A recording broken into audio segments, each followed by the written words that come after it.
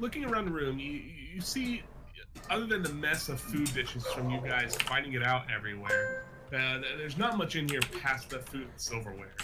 And the silverware is basic stone forks and knives. Plates are rough stone or wooden platters. There's no tapestries on the wall. Did you jump out? It's just what? stone walls in the corners of the room. Yeah, I just refreshed it. Porches and everything. Okay, alright. It's standard orc. That's lame. These orcs need to upgrade their stuff. But you know what? I got a fork that does 1d4 damage. Real quick, Preston, Sneaky doesn't have permission to send chat messages. Oh, yeah. Alright, so yeah, the orcs aren't great decorators at this moment. Is this door open? So right now it's just a like a hide flap on this one. So just a bunch of hides covering it. You will stop it. Sneaky. Hey Joe. Yes. As you're peering through it, I'm gonna stop soaking in the corner and come touch you on the shoulder, and remind you that we can use my. I have my servant. I know we can't see him right now, but Ghostman has, I believe it's an hour. Mm-hmm. So we can use him, and he's invisible. It's basically an unseen servant. He doesn't make any. He's invisible. It's I can have him do things, very simple things. So I can have him go and scout, and come back with less. Can he talk or anything like No, that? he follows very simple commands, and very simple results. It'd be the same as like telling a squirrel, "Hey squirrel, go tell me if someone's over there." But the question is, like, can we tell him to go down the hall and see what's in like the next room? As long as I'm within 60 feet. How are we going to know what he sees? Again, it has to be very simple. We could say, "Do you see anyone up there?" He can't talk. Yeah, He could shake. Can't talk. Let me double check on He it. can answer commands and stuff. Let me check. Or answer questions. Like, he can Spells. like shake his head yes or no. Where's like, he at? Say, did you see somebody? If he's unseen, how do we see? Unseen. Perform simple tasks at my command until the spell ends. Springs into existence in unoccupied space. Has AC of 10, 1 hit point, strength of 2. I can use it to have it walk around, interact with an object. I can perform simple tasks that a servant could do, such as fetching things. So we could. It can't talk, but I could say, there's a fork and a knife on the table. If there's an orc up the room, pick up the fork. You see what I'm saying? Can you have him go get me like some food and ale? He can go grab food, yes, as long as it's not heavy. He has a strength of 10 or 2, AC of 10. How heavy can a plate of food be? I mean, like I said, it'll anything that a simple servant could do. That's essentially what he can serve that purpose. So if we want, we can have him go and kife some food, or we can eat the food that's still on the tables. Do they step in all the pies, or are there Good point. You stepped in 2 out of the 3 pies. You got the blackberry, the chocolate pie, and there's a 1 blueberry pie. Can I eat the pie? You definitely can. I will cut it up and share amongst the party. Great. It's very kind and generous of you there. Unfortunately, you eat the pie, but it doesn't give any effects to you guys past a happy stomach here. It takes you guys about 5 minutes to finish this pie. That's worth it. Yeah, it was a really good pie. Wow, for goblins, that's awesome. Yeah, Where these goblins learn to cook? orcs, by the way, orcs. Is Orcs. Yeah. Orcs. Sorry, orcs. Well, that's what I want to go. Way to be to. racially insensitive, jerk. I know, I'm so sorry. Can't believe I just did that. All these dead guys around us. Master Chef. Indeed. And I am. So you. Alright, so Can we go? This? Can we? Did you say we already looked in this room? The next one over? No. That little tiny storage room? Or No, yeah, that's just a storage cupboard where dirty dishes and stuff. Okay, so we already looted that. Okay. And then the other room, we already looted those guys. So we've got a door back here in the back corner, or we can go to the kitchens. Kitchens, they have knives. There's nothing broken sitting around or anything. Well, it'll be a meat show if you just want to run there. You know? Huh? Other than plates. Oh, Preston's got a broken dagger in the ground somewhere from very bad attempts here. And a sickle, a burnt sickle in the back room. If you have both of the... I see your test, Sneaky. Preston, you Yes. have both of the pieces to that dagger. I can... Yeah, I can go get them. They were just right here. Clink, clink, clink. I gather the stuff. The sickle stays dead to me, though. Then I'm gonna give him the dagger for mending. Can I go ahead and do that, Bonefish? Yeah, you can mend it together. Okay, so what is it? Just a regular dagger? It's just a normal dagger. Yeah. What is Nothing special. Okay. Did we look through that, through the Okay. door? Do you have to do something special for it, or do I just put 2 daggers? Just add your dagger back into your inventory. Okay. Alright, done. Alright, so... You update it to dexterity this time? Yeah, I made sure to switch that.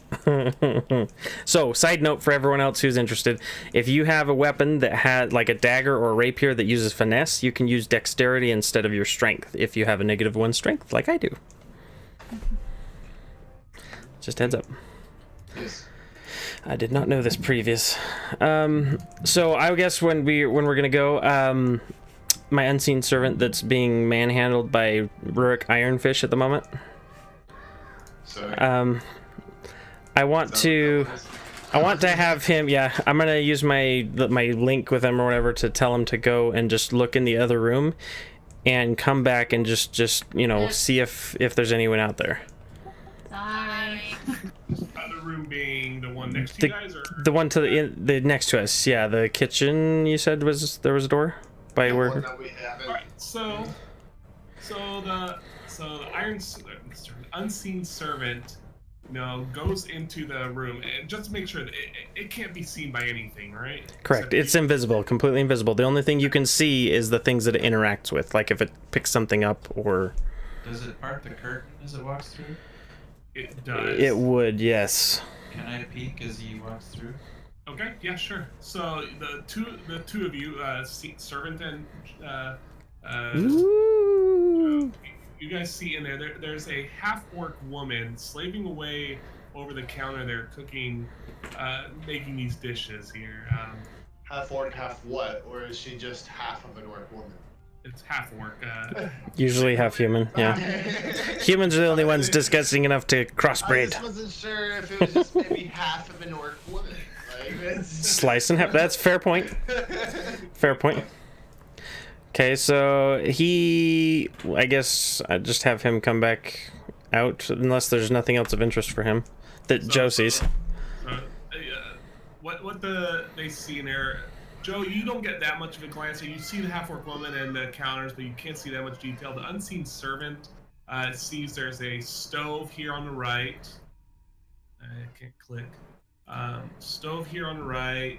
Counters in the center. A long counter there with food being prepared on it.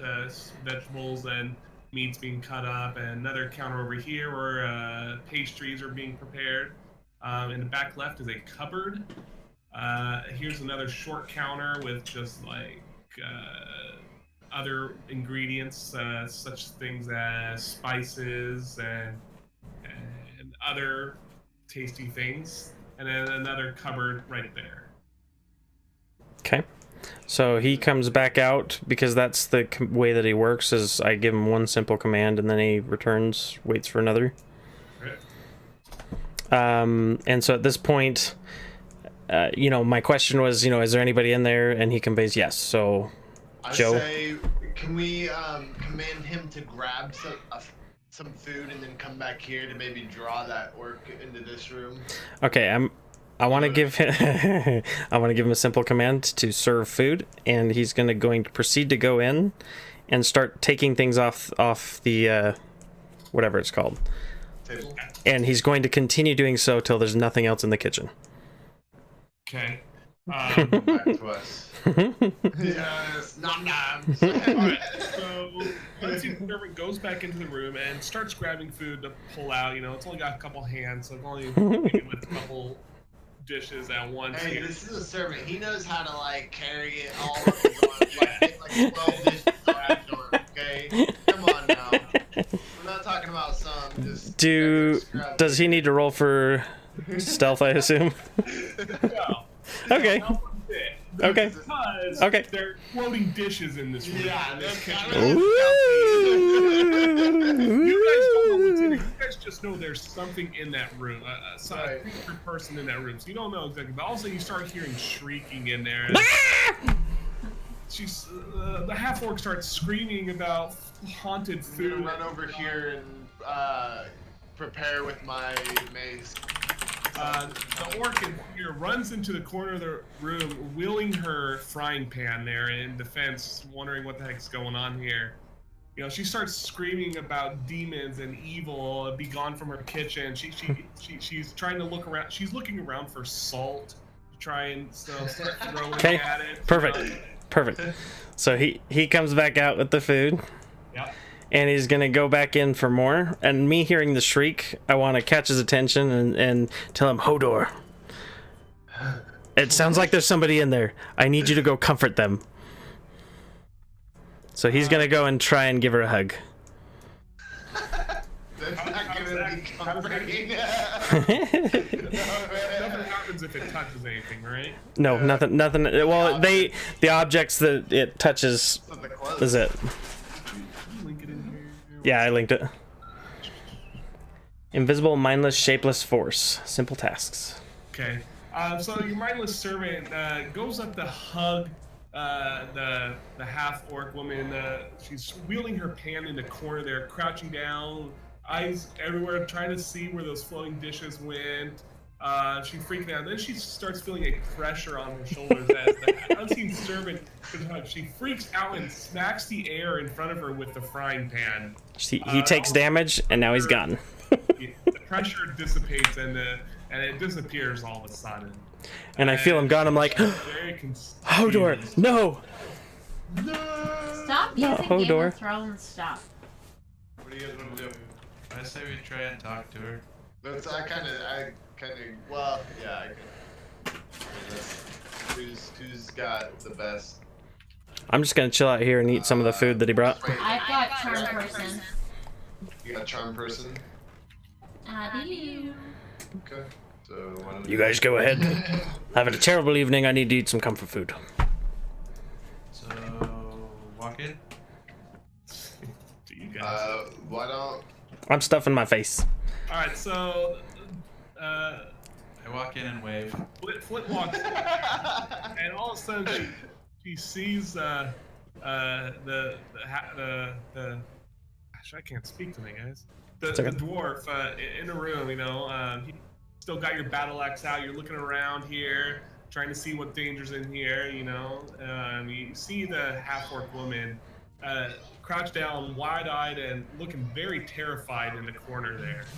So, and she doesn't move. She's quivering in fear in that corner. So, I'll put my battle axe, however I hold it, on my back or whatever, okay. so I don't appear too menacing. So you put away your battle axe. You can see her relax her shoulders just a little bit there, but she's still pretty terrified. I'm rage eating loudly so you can hear it in the other room. In the room, she sees Stella entering there. Join New Orix? You got a good idea? She's a very friendly half-orc, so she's okay with other races and everything, though she may not have been exposed to them much, but you know she's okay with them. And seeing another female in the room definitely helps her out of it. Does she speak anything besides Orcish? Common. Oh, okay, good. Okay, so then I can speak to her. I would like to cast Charm Person. Okay. What's the spell save or saving throw or whatever on it? Constitution.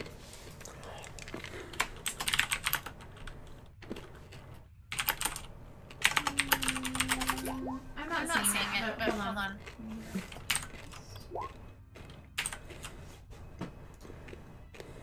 Oh, wisdom saving throw. Okay. Okay, sorry. You're good. Okay. So she can get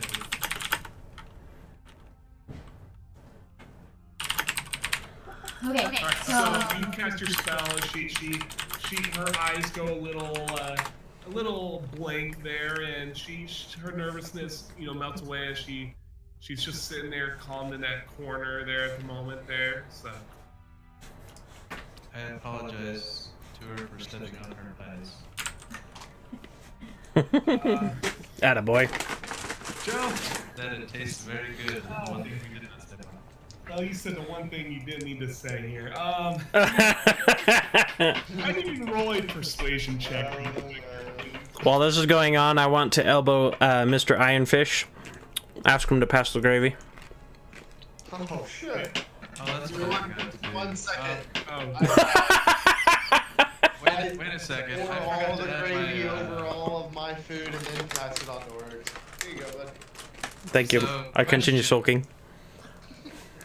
Before anything happens here, I didn't do any of the. Don't I get to add 2 points to something? No, it's like at level 4 that you start getting additional stuff. If you see otherwise, let me know. I don't know it. I thought that was part of just leveling up. Hold on. You're talking about adding it to one of your stats? That's at level 4. Yeah, ability score. Doesn't say that. Ability score, when you look at the... Unless yours is different, it should be on your warrior, or your warrior, right? Yeah. If you look Should at be on your that class, on the fighter. leveling up table on the first page there.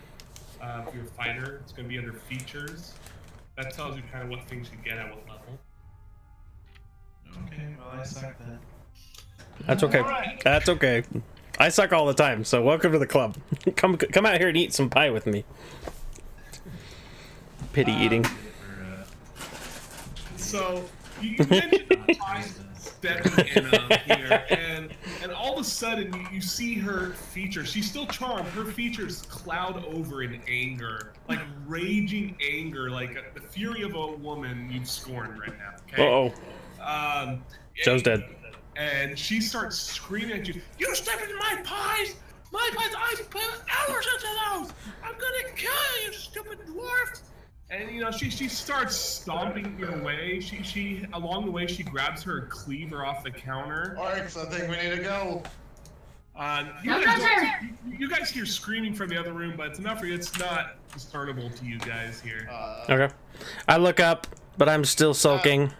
I look at him, and I continue eating, sadly, just because I feel remorseful for what I've done. I remind you guys, if you harm her, then my spell is broken. So don't hurt her. All right. So Flint definitely is aware of this now. The other So two- what does your spell do? It charms someone to be friendly towards her, specifically. Just on only her? Yes. Okay. Just- So... Okay. You stupid dwarf! I'm killing you! She starts coming around, clomping around, getting closer here. Becca, you better save him. You better save him. Are we gonna roll initiative or? No, run! Take it like a man, Joe. Take it like a man. I just tell her it's okay. You don't need to hurt Running around him. the table, Joe. He meant it as a compliment that your pies were so delicious. He ate one of them and he really enjoyed it. Okay, go ahead and make a persuasion check with advantage. Roll a 1. Roll a 1. Roll a 1. I mean, 20. 20. Persuasion? Yeah, persuasion. Oh, here it is. With advantage. Sneaky, if you can hear me, I see your chats in roll 20. Sucks to suck. So she's not convinced. of this, and so Joe, I need you and everyone to roll for initiative, please. Okay. Everyone in the room or everybody? Everybody. Okay. You guys are basically out of combat here. Okay. Going here. I don't see the pop-up. Do we want us to wait or do you want us to just roll it? You're good. Okay. I made sure to clear it last time. Perfect. That's all 5 of us here. Oh gosh. Okay. This is some dismal rolls. Flint. Alright, you're first, Joe. I will use second wind. Okay. To remember 1d10. And run for his life. What is it? 1d10 plus something. Second wind, you have a limited well of stamina that you can draw on to protect yourself. Plus fighter level. Fighter level. And I just leveled up, so I get +3, right? Yep. Roll. 1d10 plus 3. That sucks. Not starting off well tonight. So you take a bit of a breath here, getting yourself ready here, but it's a short intake of breath, and you don't, your adrenaline, hasn't really started up yet. But, Is that a bonus action or a? I believe that's a bonus action. So for my action, can I just prepare myself to defend? Yeah, it's bonus action. Yeah, that's fine. So you will have. I don't know what. Is he just holding his action then, maybe? No, I know there's a defend action. Gosh, nobody's ever used it before, so I don't remember what it is. I don't remember where that sheet is. I got it.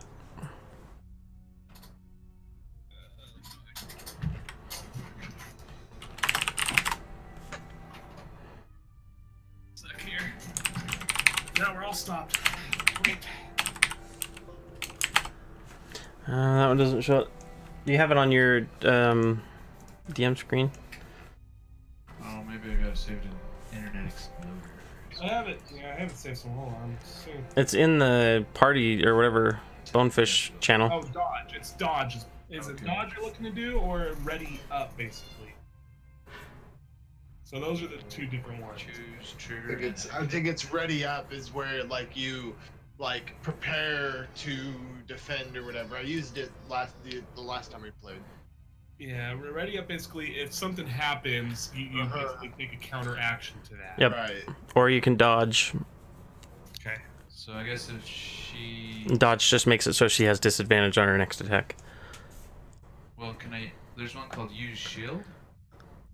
Is that an Oh, attack it's or an action? equip or unequip a shield. Yeah. So you Well, have I'm your already shield. holding my shield. Right. Well, I just want to prepare if she swings at me that I can do something. Okay. So, Right. so you basically ready yourself up. So when the time comes, you can add a +2 to your AC, your armor class. So Cool. Okay. counts as a bonus towards that for when she does that. All right, Estella. Alright, I'm gonna try and persuade her again that we are her friend and that we mean her no harm.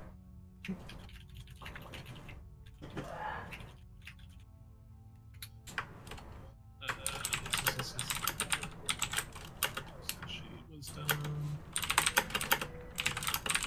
All right, 16. What is it against? Wisdom. What's your My DC is 12. Okay, so she still is charmed. Well, I guess I should have clarified this. She's still charmed because you guys haven't actually attacked her. She's just really mad right now at the moment. So what? How about instead, what you can do? You can maybe try talking her down. I can let you do a persuasion instead against that to try and calm her back down. Right, okay, that sounds good. Just regular persuasion, right? Yeah, go with advantage again because she is charmed. Allow that. Okay. Yeah, that's looking better. All right, so you start just telling her you reiterating over again, he didn't destroy your pies despite the evidence on his feet. He's eating them, and the orcs were the ones that were throwing them around and everything like that. So she calms down, lowers her arms a bit. Well, okay, I guess I can forgive the dwarf. He does have a blueberry pie, all in his beard there still, so it must have been something good. So at this point, I want to complete my dish that had been brought out. And can I grab one of the pie tins and walk in? Excuse me, I would really, are there any more of these exquisite pies? Oh, and then so she sees you come to the room, and you startle her because she wasn't expecting anyone else here. Oh dear, yeah, devil spawn, yay. Well, I don't have any yet. You're right next to the oven there. And Oh. Preston, I'm gonna need you to move, otherwise I'm gonna have you take damage. Oh, that's an oven. I'll be peeking. So, I didn't know this. So okay, I'm peeking around, or like through the door, I guess behind Stella. door's down here at the bottom. Down at the bottom. Okay, then I'm down here. I came in that way. My apologies. I did not mean to startle you. But these pies truly are delicious, and I would love to have some more to drown my sorrows. And I start crying a little bit. Well, dear, I have pies and oven, but it'll still be quite a while till they're ready. What are you folks doing here? Fair enough. To the orcs. And then I'll shuffle out slowly and quietly, back out. Okay, goodbye. Then with my shoulders are hunched. I'm very deep in my own thoughts, and I go and sit sulking by Rurik. Okay. So she turned to Flint and Estelle again. That was a strange one there. And I say I couldn't agree anymore. It's very strange. So what was all that commotion out there? Where are the orcs? They certainly don't like your kind around here, Mr. Dwarf. Very true, they do not. And I tell her we are looking for a friend of ours that has gone missing. And all we've come to do is just retrieve him and hope for him being in good health. Friend? What friend? Who is he? His name is Gunseeker. Well, that's Gundren. Gundren. Rockseeker. Rockseeker. See, that name sounds very familiar to me. I don't know, it's on the tip of my tongue. I maybe I know something about it. And maybe you have to persuade her with gold? You know, I could use maybe much here. The orcs really appreciate me too much, so I don't get much in the way of anything shiny or make me. Well, I have to wear this crappy leather smock and apron in the kitchen all day. I don't feel pretty. I nudge Flint with my elbow, like, hey, get something out. So I grab 5 gold and hand it to her. My memory's, it's there. Maybe. It's still a bit fuzzy though. So I'll take it.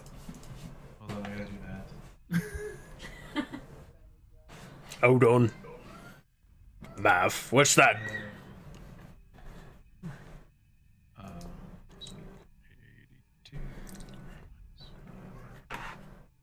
I gave her 15 more, so a total of 20. Okay. Oh, yes, I remember now. Gungeon Rockseeker, some lazy dwarf they brought in a few days back. He was a ruffian. He liked my blueberry pie too, just like you did. But I'm not entirely sure. My memories, I don't remember what they did with him. It's been a few days, I'm getting up there in my age, she's like her mid-30s. I'm getting up there in my age. My memory's not so great, but something with. She's only mid-30s? She has to have like 10 kids if she's losing her memory already. Maybe use maybe a bit of something to help my memory here, and Good gracious. Alright, let's give her 5 more gold and see what happens. Okay. all right. So go ahead and both of you roll a persuasion check, and then add 5 to it. Plus 5. Just a normal persuasion, I presume? Yeah. So 17 for me, is that what I'd say? Yep. Okay. All right. So you guys persuade her with these shiny gold pieces you hand her. Her eyes widen and a small smile goes across her face there. Ah, yes, the dwarves. They tossed them in the mushroom garden. You can get there from the waterway, the water chamber. Do we go north of the water chamber? Yes, that's right. It's the down stream end. It's very unpleasant getting there, but that's the only way I know of how to get there. And right north of these resting chambers, what is that room? Yep, you got it. What is that room right north of there? Well, you must be talking about the storage room. It's a room just filled with a bunch of crates and stuff that we've hauled in here from over the years, months that we've taken from travelers and whatnot. Are there usually any guards in that room or any other orcs? No, it's generally just closed door. Nobody really bothers going there. Gruel, he usually keeps everybody pretty strict here. There's some man that he talks with all the time that, and he makes the orcs, makes us very, very complacent here, so we follow those rules all the time, and we don't let stuff to go mess with, because he just kills us and throws us in the wastewater. So Gruel is the master of this area, the leader? Yep, that's, I'd say so, he's the big boss in charge here. Does he report to anyone, or is he... Well, as I said, there's some strange human that comes through every now and again, wearing odd black clothes. Seems awfully hot in those for this deep, but, he comes and goes. I don't know where. I serve food to them every once in a while. I don't ever get past the throne room, though. So I don't know if he ever goes anywhere, how he gets in, because he doesn't seem like a person who'd travel the waterways to get here. So you think he comes in somewhere other than the waterways? Oh, that's my assumption, I guess. I don't know for sure, Humans are crafty folks. And was our friend in good health when you saw him a few days ago? Well, usually what it means when we put them in the mushroom chamber is no, definitely not. Good to know. While this is happening, I'd like to complete my meal, stand up slowly, and dragging my feet trudging, I'm gonna go back into the other room and start curling up in one of these little Before he leaves, I things. turn and say, it works. Yes. Cheers to you too, my friend. Then I walk out. That was like a 7, right? Yeah, it was okay. It wasn't great. But it was good food. Alright, so you guys question her. Well, dearies, do you two have anything else you'd like to know? And you guys hear a little ding go off on the oven there right next to you. She somehow has a modern day timer. Ding! Yeah, it's just a ding. And so It's a gnomish clockwork device. Yes, it's a gnomish clock device sits on the back of the oven there. And he's, dearies, hold on, let me go get this pie. It's a wonderful rhubarb pie. It's one of my favorites to make. And she pulls out and gets her oven mitts on. They're cute little bleeding pig patterns on these oven mitts. And pulls a big old steaming pie out of the oven, sets it on the counter to cool. Okay, can I help you, dearies, with anything else? Would it be safe for us to maybe stay the night in this resting area over here, or do you think we would be found out? Right now, we just started the beginning of the night shift, so any of the folks that are in there are going to be sleeping the rest of the night, and the other ones are going to be on duty in the various rooms, sitting around doing their guard duty like they've been instructed. Other ones have been out in the goblin caves. So it should be pretty quiet the rest of the night. You know, probably another 7-8 hours, I'd guess. Goblin caves. Wonderful. Thank you. Thank you for her advice and. All right. She goes back to working at the counter here. None the wiser about the condition of orcs and their slaughtered this next rooms. So. Goodness. If I was in my right mind, I would have flayed them and brought her back for a meat pie. So what do you guys want to do? Right? You guys want to take a long rest? Is that what you guys? Yeah. I think maybe. And we need to rotate guard or something. Maybe have just somebody standing guard in case. I'm already sleeping. Just putting that out there. Well, maybe I'm gonna shake him and see if we can get his invisible helper to stand guard. For an hour? Yeah. That won't be a long rest. Yeah, so just remember, if you cast spells or anything during this time of rest, you have to reset it up. So it doesn't count. You have to get basically 7 to 8 hours uninterrupted, so no spell casting or fighting. Right. Right. So it's up to you if you guys want to do it, but We can take it. Me. alright. I'm curled up in a fetal position in this nice hay bale, whimpering in my agitation for the terrible things that have behest this day, but smiling occasionally at the smell of burnt crispified orc 2 sleeping bags over. Alright, so you guys get fully rested up. Spells are restored. If you guys would like to change out any of your spells, now's the time to do so. Just go ahead and let your feel. You guys are restored up on health here, so fully heal your character. Sweet. Anything that required rest to restore, like second wind, they're all back restored as well. So. Perfect. All right, so I'm gonna stretch, waking up in the morning.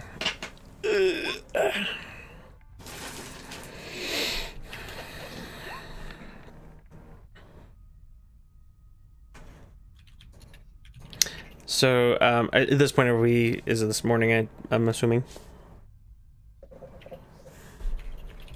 So what you guys don't know, you can't tell the time very well right now, but you guess that a good 7-8 hours have passed. You guys feel well rested when you guys are up, and you guys have been rotating guards at the minute, so you all have rested pretty evenly.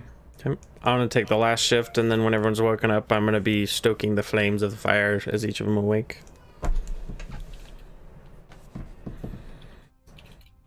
And then, as we come together, I'm truly sorry, my friends. Yesterday I acted rashly, and I apologize. I was out of my right mind, and it was very unbecoming of a man of my intelligence, and I sincerely apologize. I feel terrible. Okay, whatever. Let's go. Let me get out of here.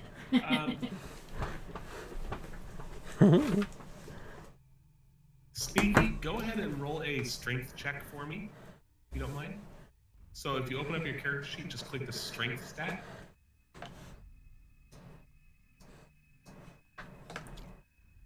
Just gonna click the strength.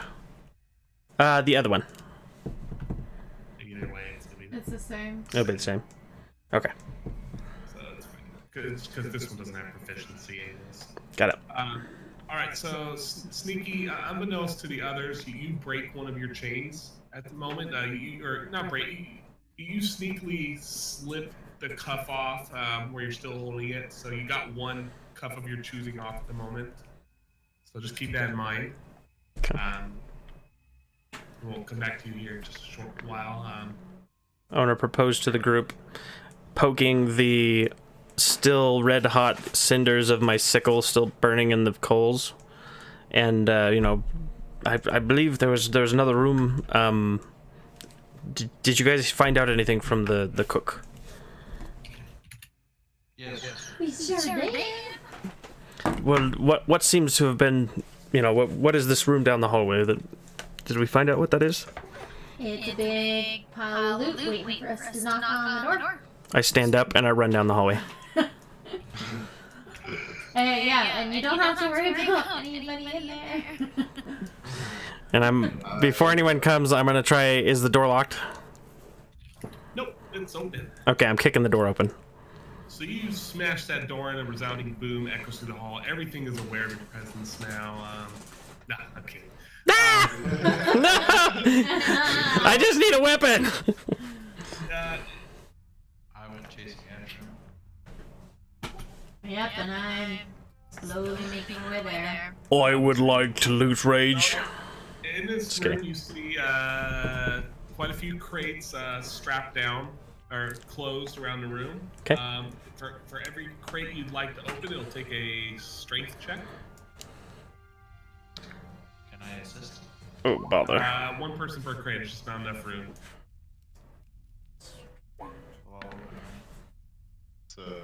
Are they big enough we can slide them out of the room and have people like... Or are they just huge? No, that would be too loud. Alright. You could. There's Holy enough crap! you could get them out. 2 natural 20s. You don't just open the crate, you smash the crate. I'm serious about looting, don't you know? Alright, so I need everyone to roll a d20. This will determine what's in your crate. Can I have my 20 back? Right? Alright, gosh, you guys are... Wait, who's the very top one? Oh, sorry, I rolled twice. Unintentionally. Okay. We're working Ephraim just needs to roll again. Wait. No, it's Ephraim that rolled a 6. Okay. Yeah, I rolled a freaking Alright. Oh. You like slam up that roof and it just comes splintering off into pieces. No effort. You and Estella both are just dominating that crate. Ephraim, in your crate, you are finding old leather armor. You know, it's a bit moth-ridden, but there's there's 2 sets of leather armor in there. If you're wanting it, or somebody else wants it. Estella, you got 12. Estella, in yours, you find when you break off the crate, a bunch of paper starts fluttering out. You know, it's parchment paper, and it's all blank at the moment. Some of them are rolled up, but from quickly looking at it, you can tell there's nothing written on it. It's just a bunch of blank paper in this crate. Okay. Oryx. You open up your crate. Inside is a bunch of varied, simple weapons. So if you like any of those, you can choose 1 or 2 from them. Okay. It's all the just choose from any of the simple weapons. You said 2 of them? Up to 2, yes. Okay. Roger, Dodger. Flint, 9. Flint, you open up your crate. Inside, you see more blueberry pies. It's a storage, it's food storage as well. So there's just stacks of blueberry pies neatly separated with paper. And then carefully organized. There's four stacks of 5 pies. Holy pies!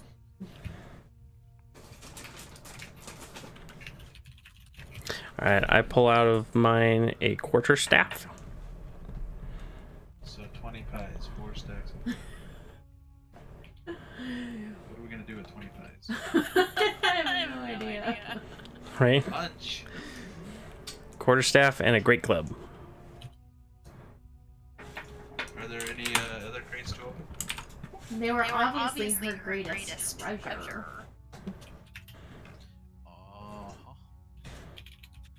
That's what she said. Can we open more crates? It's like Christmas. Hold on 1 second here. I'm working sneaky as well. Okay, no worries. We're gonna get sneaky in here on this action.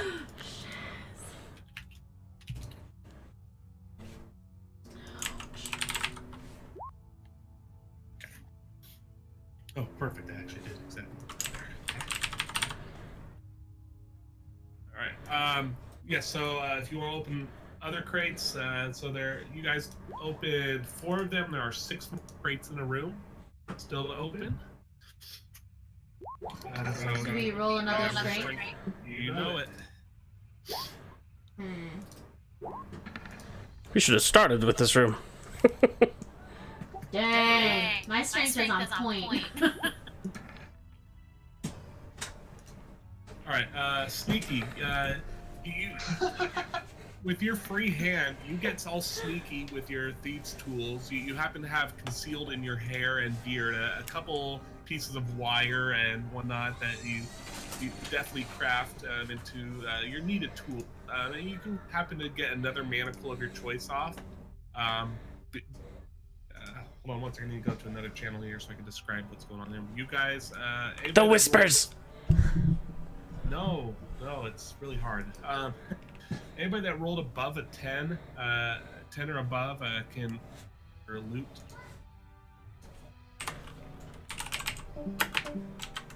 I just Roll again. roll again.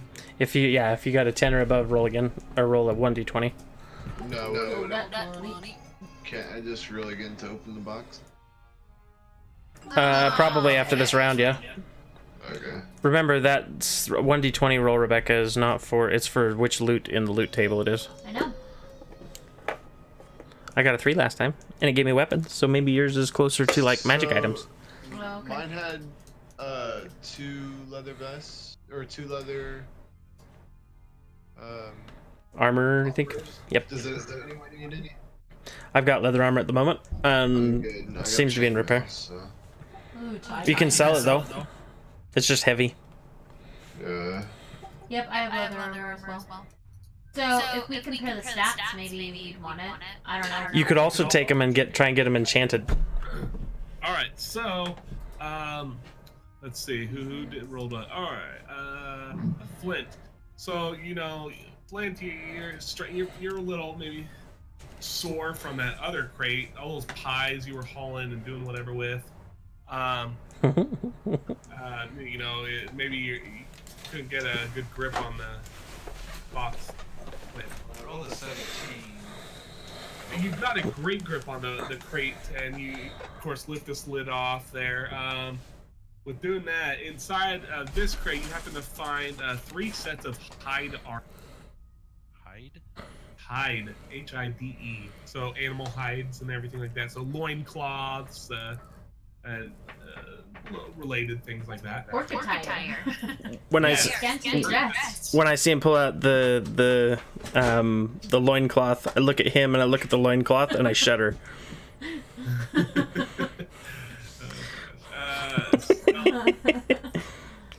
Stella, you open up your crate with gusto again, and inside this one are simple weapons as well. Another crate of simple weapons, so you can choose up to 2 of them if you'd like from this crate, from any of the simple weapons list. Go ahead and add them to your inventory if you decide to keep them.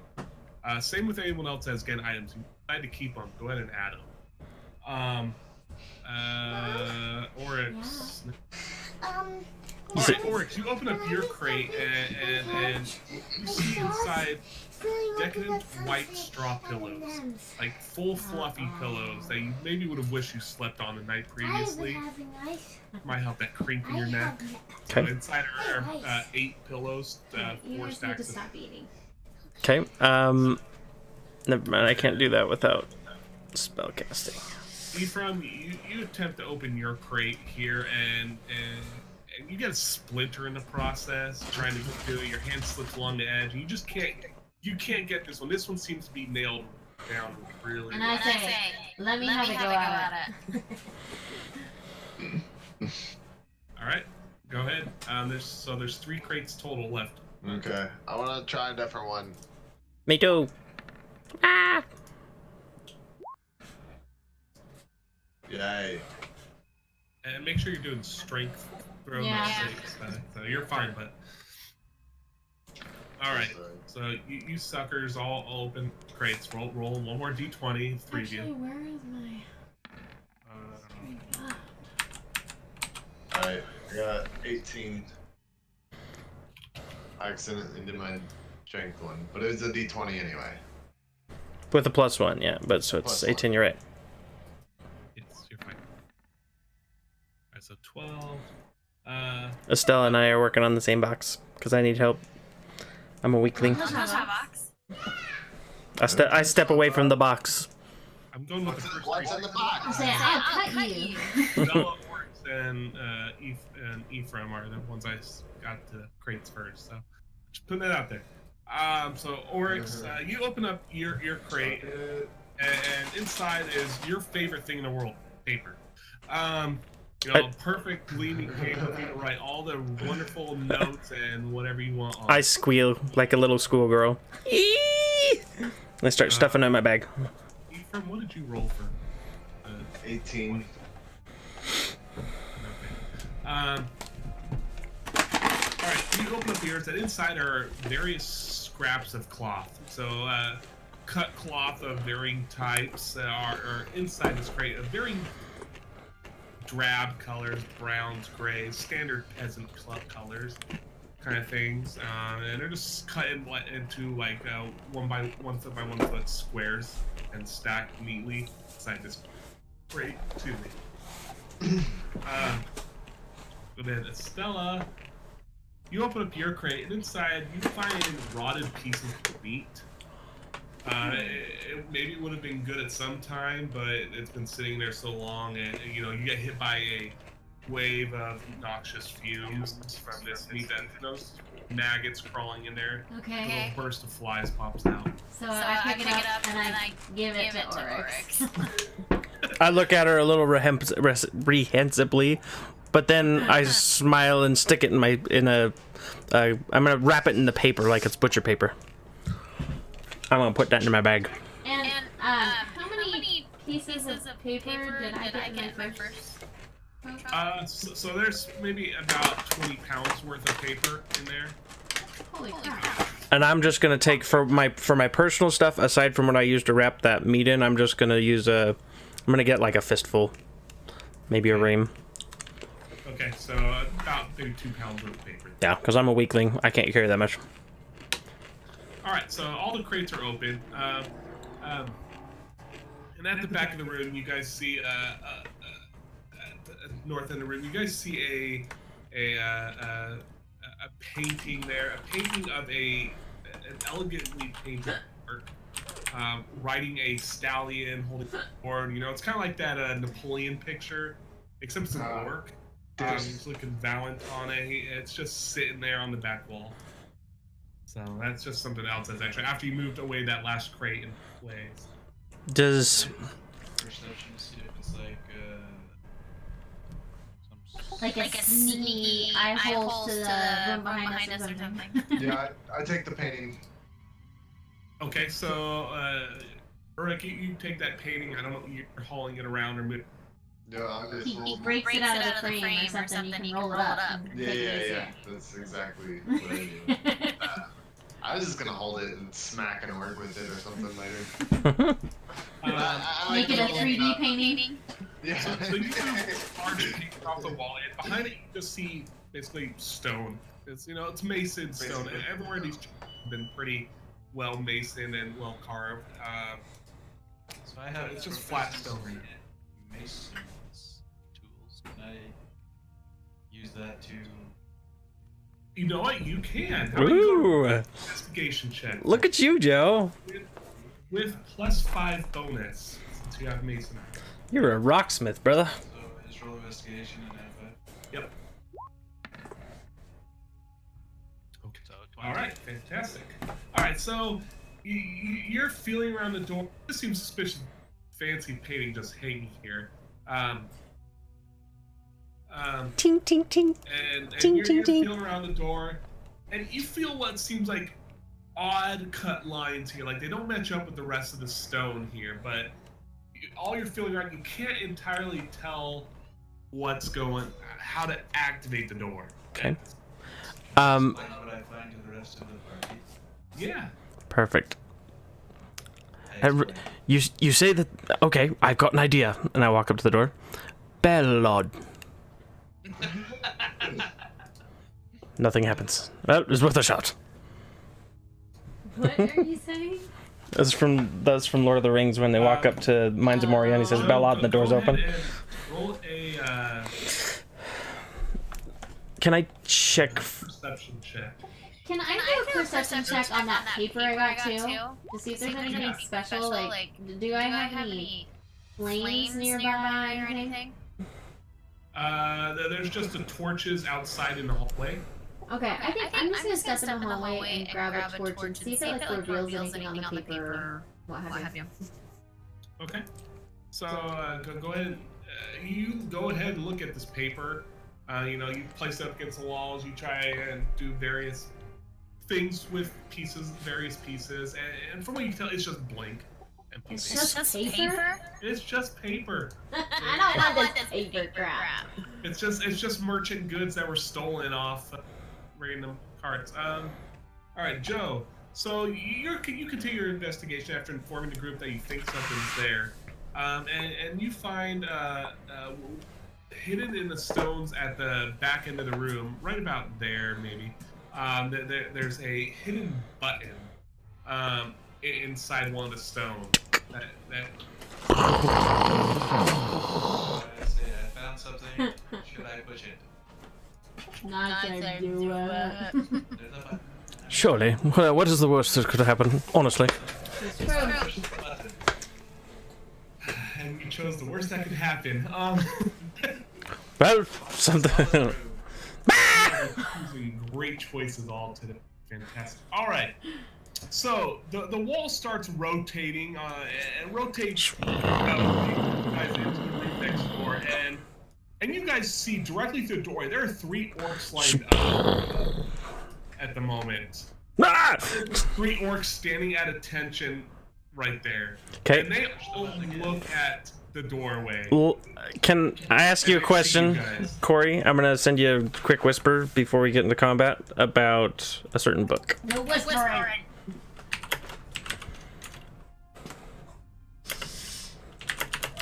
Pushing the button again. Rotate the door back. I can't do the whisper. What the heck?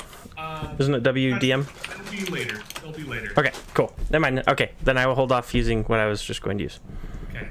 So yes, you can press the button and it'll close the door again, if you like. Indiana Jones style. Now, when it rotates, is it like Indiana Jones where it has like where they had the fireplace and the switches and you know what I mean? No, this one's just on a rotating hinge there. So Okay. It's not one that flips around. This one just opens up like normal. Okay, But and it's automated somehow through dwarven magic.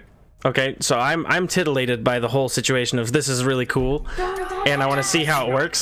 So I'm gonna walk forward, and I'm gonna be kind of startled by the guys in front of me, but seeing a little bit what's going on, and wanting to defend my friends, I'm gonna charge at the orc in front of me, and try and just block the door and cast Arms of Hadar. Oh, okay, sure. Whatever that does, go ahead and do it. Yeah. It's a 10-foot sphere. Anything within 10 feet of me. If I go in, do I have to do an acrobatics to get to like this point right here? No, because you guys, no, there's enough room between them. Okay, because I just want to go right there, and I'm going to cast Arms of Hadar. Basically what it is a bunch of dark energy shoots out of my body, and anything within 10 feet of me it has to do a strength saving throw. If they're failed, they'll take 2d6, and they can't take reactions until the next turn. On a successful save, the creature takes half damage, but suffers no effect. Alright, so hold on 1 second. You guys are definitely outpacing me now. Things prep up. So you enter this room, or you start trying through this room. You see that, of course, the 3 orcs you lined up at attention. They snap their heads towards you. Their eyes go wide. Definitely unexpected to see devils spawn in here. At the other end of the room, you see another couple orcs surrounding the throne, standing at guard attention. In front of the throne, you see a what looks like an orc shaman of a kind. He has the various attire on, skins, bone bone, animal bone skull on his head and everything like that. And he's engaged with conversation to the person sitting on the throne. This person sitting on the throne is wearing black robes. He's very pale, shaved head, and he's commanding these orcs around him. It's here. As you enter the room, you hear him, just you, orcs, you hear him chastising this shaman, and the conversation goes like this: that you happen to hear that tail end. You foolish orc! What did you do to the dwarf? Why did you kill him so quickly? We could have gotten more information out of him about this item here you found on him. It's at this point he notices you. He stands up to attention, and go ahead and do your attack. And at this point, hearing that and knowing that was, or assuming that that's the person we're trying to find, I just uncontrollably and just no, and just I shoot dark stuffs out me. Hold on one second. Strength save, failed save. What's your spell save? My DC is 13. Okay. All right, this one's gonna be for all the normal orcs. Stupid orc. Do half the. So we'll do the back three since they're close to you. Okay. Stupid freaking orc. Okay. And this is for the. It doesn't reach that top, so just be aware of that. So fine. Okay, so that one will be 11. The bottom orc gets in it. And then any guy strength. So this is going to be the shaman. Okay. Okay. And that dark energy, can it take the form of like octopus tentacles and be like? We can. All right, and there's the other guy. So. Okay. All right. Field save. Target takes 2d6. Okay, so go ahead and roll your 2d6. Okay, which is 6. Okay. So half damage, suffers no other. Okay, so. What's going on? I sneaking young. Alright, so at this point, there's no sneaking with this going. Actually, if you're going in right as he casts it, though, I mean it's. You might get hit, but you're welcome to come in with me. And before any of that goes, I'm gonna need everybody to roll for initiative now at this point. Is it cleared? Oh my gosh, I got a 15. Woo! I got a 9. It's better than a 1. Never got stuff. That's like 9th to last place. I got a 2. Becca got 2. I got a 2. That's okay. I'm gonna be dead after this. So. Pretty much. Ah. I got a 2. All right, so and Preston, as you enter this hallway, or enter this room, I want to make sure, just to clarify, you see at one end there's another chamber with what you can glimpse some kind of boxes or chests there. At the far end, there's a hallway down here that you can't really see down, but there's a little small room maybe. And then you can also see up this way, and probably only maybe this far here is, you can see a room with some pillars, and you see a big creature in the room, and then in front of it is something strung up by chains on these pillars. Okay. So just keep that aware. Okay, sorry. Okay. Oh, yeah. So I need to do my work now. I'm gonna drop this aura. I'm in the corner of the room with the chest, by the way. Okay. It can be kind of confusing. Right. A 2! Like me! A rose of 2. Attaboy. Yeah. All right, Rurik, it's up to you to save everybody. And what is it? Whoa. I can't move. I'm here to defend my friends. So what'd you do, Preston? I cast what's called Arms of Hadar, and it basically just shoots out in a 10-foot radius. Everything around me takes 2d6 damage unless it rolls higher than my 13. So he just DC. zinged them up a little bit. It's basic. It's a not as cool version of Becca's Thunderwave. Good. Wait a second. Hold on. Before we finish those calculations, I don't think that's right. I think it's actually supposed to be 3d6 because I'm casting at the second level, not the first. Okay, so just roll another 1d6 and add it.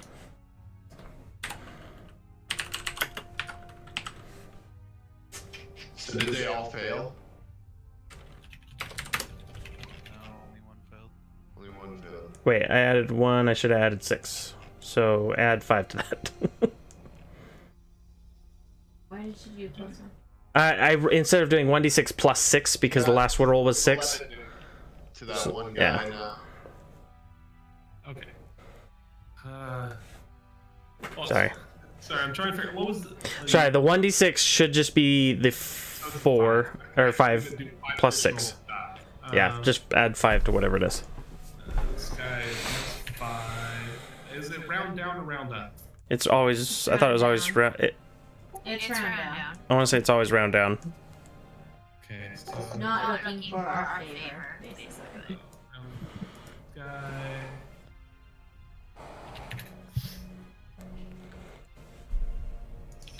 Two. Alright. Sophia, what is it, baby? Sterling got chips down. You got chips? Down. He got on the counter. He wants to get in trouble, doesn't he? Fia, can you do me a favor? No, we don't do favors. Can you get me a cup of water Look, and I'll give you have some of a these? giant jug, Preston. Where?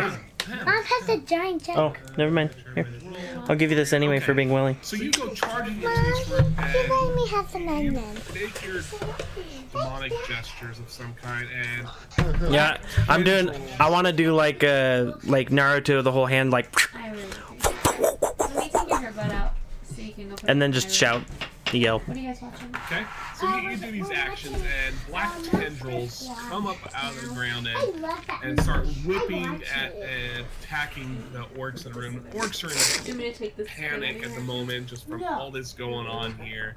Yeah. And We'll one take a guy shower in the morning, at the okay? bottom there, I want closest to one have to a you, shower. or semi-closest to you, it gets constrained by the tendrils. So he can't do his reactions. He can't Sophia? make any actions next turn. The turn. Does it restrain him? I thought it just made it so that they can't do any Okay, but Failed Sterling save never target picked takes. up It can't take reactions. just reactions. I don't know if I don't think it stops actions, just reactions. He will be in trouble. Otherwise, it'd be crazy. Alright, so. But that's up to you. You're the DM. Do as you wish. Orcs. So the orcs start taking attention. They start running towards you, trying to get through everything. And he goes in and swings at you with his great axe here. Okay, I'm not gonna do that. Oh! Run away! I don't think I did. Save yourselves! Fly, you fools! Okay, it's a 7. So 7. Okay. What the heck? I rolled all that. 7 damage or 7 No, attack AC. AC. That does not hit. Alright, so he's trying to swing his axe at you, but it gets caught on a tendril that's coming out of the ground at the moment. He can't get anything going. Swing, enough momentum on the swing here. Orc up top. The orc up top's out of range of everything. He backs up out of the room a little bit here, and he readies javelin to throw at you. Roll him. Oh, no. I really do hate that. That's all gravy. For the attack of 14, yes, that does hit. 8 piercing damage. Is that what I take? Hold on. Probably yes. Just trying to edit this stupid shit.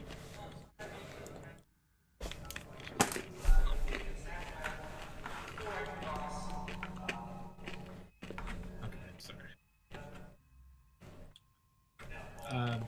Yes, so that hits. Alright, so 14 does hit. Yes, it does hit.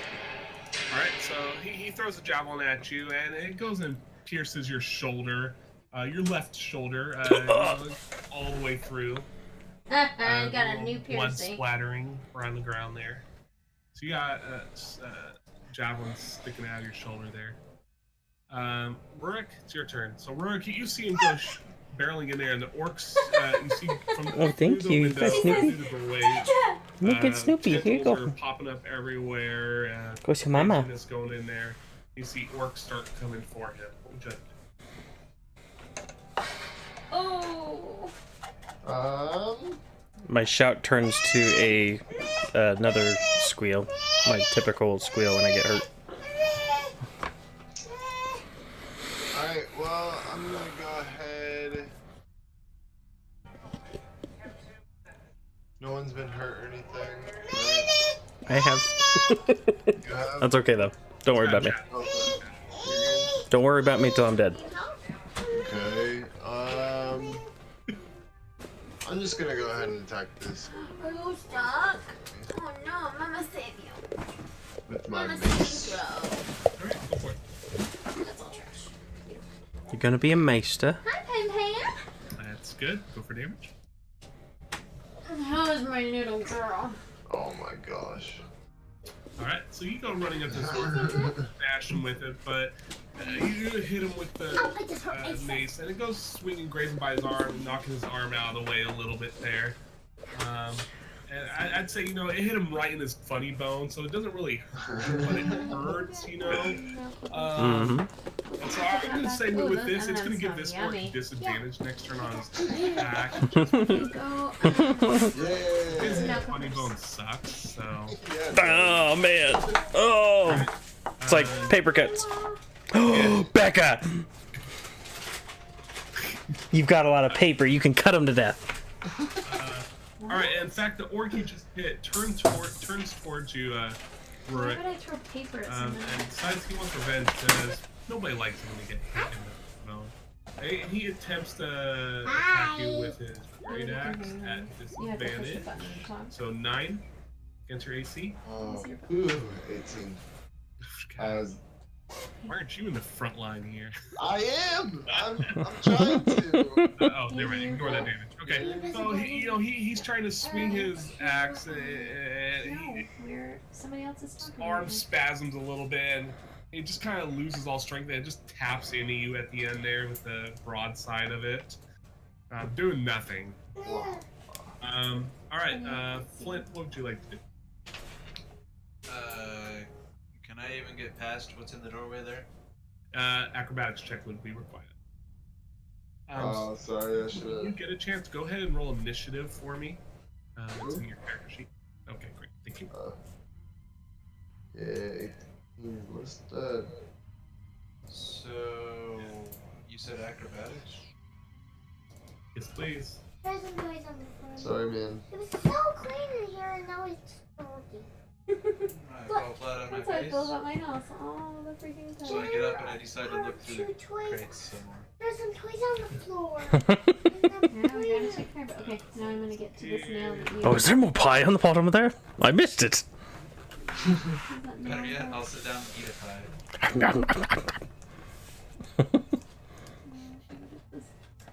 Timmy, your name is so long. I can't Screwing up everything. I want to see it. It's just gotten. Okay, Acrobatics 5. Okay, so you try running at him here. You can't seem to get shoved past him here. And so, you settle back, you pull out a pie at the moment. And bide your time here. So we'll allow it since that's the side action. We'll allow you to. We'll come back to your turn here. We'll put you at the end, and rotate through you again here. One pie. Don't worry, guys. No, Got Penny, anything left. no. Penny, don't touch. Penny. Don't touch it, Does Penny. blueberry pie give me like advantage? It does not. It just gives you a blue lip stains. Sweet. Can I go All right. downstairs? The orc in the back. You can pretend that you're dead or something. orc in the back corner, he sees there's some big crowding of everything going on here, and he's gonna attempt to throw a javelin past his friend at Rurik, standing in the doorway. Alright, go girl. But first has to get past his friend. 13.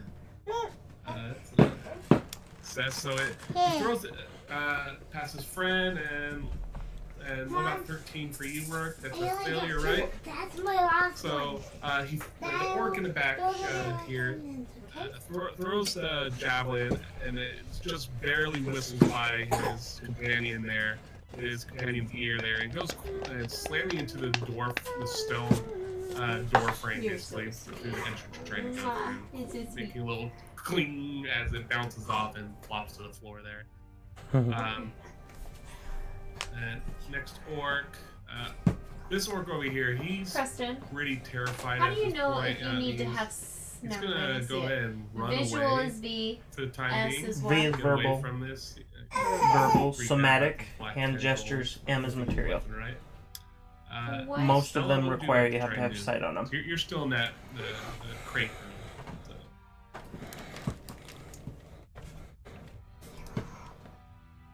Now it's you, Becca. Oh, I'm sorry, I was reading. Okay, so can I see through the door where I'm sitting? So with Rurik blocking it, you can see glimpses of stuff happening through the door, but there's not much you can see from there. Okay, so I want to just like from the angle that I can see at, I want to try and create a bonfire inside of that room. Okay, so really the only one you probably get is that one right in front of him there. Right, which is fine because it's just like a 5-foot cube, I think. Okay, so then that's a dexterity save, I believe. Yes, dexterity. What level are you casting it at? It's a cantrip, so it's not at a double level. Alright, so 3 I'm gonna guess is a miss against your spell save. Yes. So you go ahead and roll your damage for it. I roll 1d8, I guess? Yeah, when I reach 5th level, it goes up. Okay. That's what it Yep. says. Okay. So you go and cast a bonfire. You slip an arm under a rope there, and fire erupts from the stone floor in a big, normal wish of flame, like you're used to doing. Could I actually move past him since I'm so tiny? Your size small, right? Mm-hmm. And because Flint or Rurik should be size small as well. I think they have to be 2 sizes bigger than you. 1 size. Yeah, maybe. I think it's just one size, but yeah. How do you know? It's based on your class. Like, so if you're a dwarf, you're in that category of Yeah, small. my size is small. You're either small or medium, one of the two. You're small. Yes, I'm small. So you'd have to do an acrobatics to get around him if you wanted to do this. And it's just one size larger than me. Okay, so yeah, he's the same size, so you can't really get around him. Okay. But Can't you run through his use legs. Acrobatics to get around him. Oh, okay, so I can roll for acrobatics. Yes. And you can turn into a wolf. You have their beast form. I don't. Yes, you do. Okay, so that's good. So you can successfully get around. I'm gonna look it up. Scroll past them. But if you're gonna go anywhere further there, you're gonna get an attack of opportunity from the dwarf when it's out there now, because you are going right past him, so he's right in front of the doorway as well from that end. So Yeah, you have wild shape. You totally have wild be shape. aware of this. Well, it didn't If say you do that. wish to It is. It's right here. Level 2 wild shape. It is part of your class. Okay. You can do anything of a wolf and smaller. At 2nd level. Okay. So if you want. Even though I just caught him on fire, he's still gonna have an attack of opportunity. Right. Because you're going past them there to wherever you're trying to go in the room. Oh, okay, sounds good. Since there's only a half a square space. Alright, well then I will stay where I am. Okay. Flint.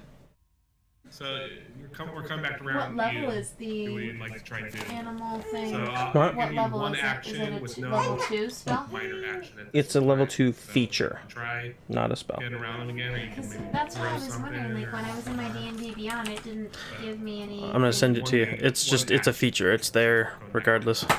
Hey, can you stop it? Let's try and get past him. I'm gonna send it to you in this. Okay, so let's roll acrobatics. Okay, perfect. You can definitely make that. So where would you like to go? Go to that link. It'll tell you all about it. Okay, so first off, I'm going to need a little attack opportunity against you. Beware this. Please don't stop. Okay, 19 against your armor class. Wow. Yes. Okay. Ooh. Okay, so you go hustling past crap. Rurik there, you know, rolling over his shoulder there and dashing around the orc, and he's trying to get around the orc. He swings So, at Preston. you quickly there and gashes you in the leg. Dealing a good chunk of damage there. Preston. Blood's flowing pretty freely in Do the you leg. see her putting the dog in the camera? Right? Mm-mm. Yeah. Wait. The orc It's Snoopy. attacked Flint? Yes. Dang. Oh, Like cutie. She's so cool. Alright, so Are you recording this? Yeah. Oryx, it's your turn. All right. Having so it was my left arm, right? That got hit by the javelin. Yes. Okay, so just kind of like nursing the javelin, catching my breath a little bit. Looking around, seeing the guy closest to me. I am going to disguise myself as Erklam Irtol, the guy I see at the top of the stair, on the throne. Okay, so the necromancer. Okay. I just want to disguise myself as him. And let me to the spell. Okay, and then I'm gonna run up to him and just try and add to the confusion. Aside the fact that I have a javelin sticking out of my chest.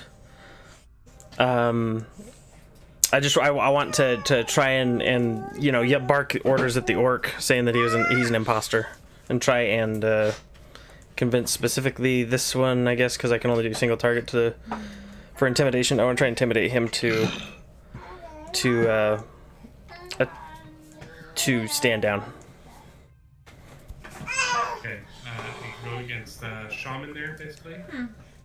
Yeah, I'm gonna run up next near the shaman and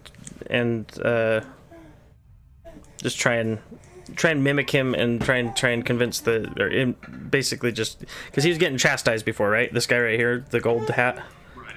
Yeah, I want to try and intimidate him and make him be like, oh, you. I thought I told you to stand down. Get out of here. I don't know.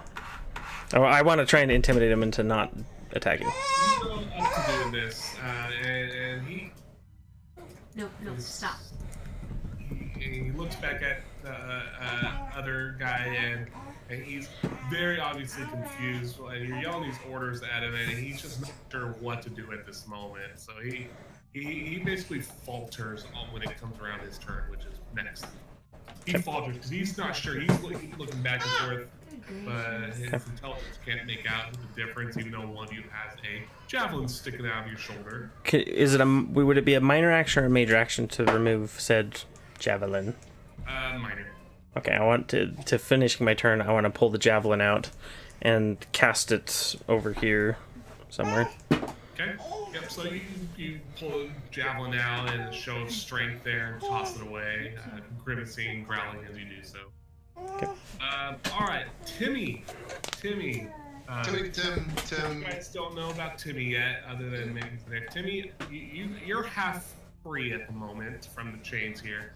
The bugbear, hearing the commotion in the other room, it goes and is turned away and sort of walking away here. So if you'd like to use this opportunity, how about you go ahead and make a sleight of hand check for me? Stop. Is Timmy up here in the chains? Yes. Is that sneaky? Yes. It's Okay. easy. Cool. You stink. Yeah. Yeah. Yeah. It's a little quiet, but we can hear you.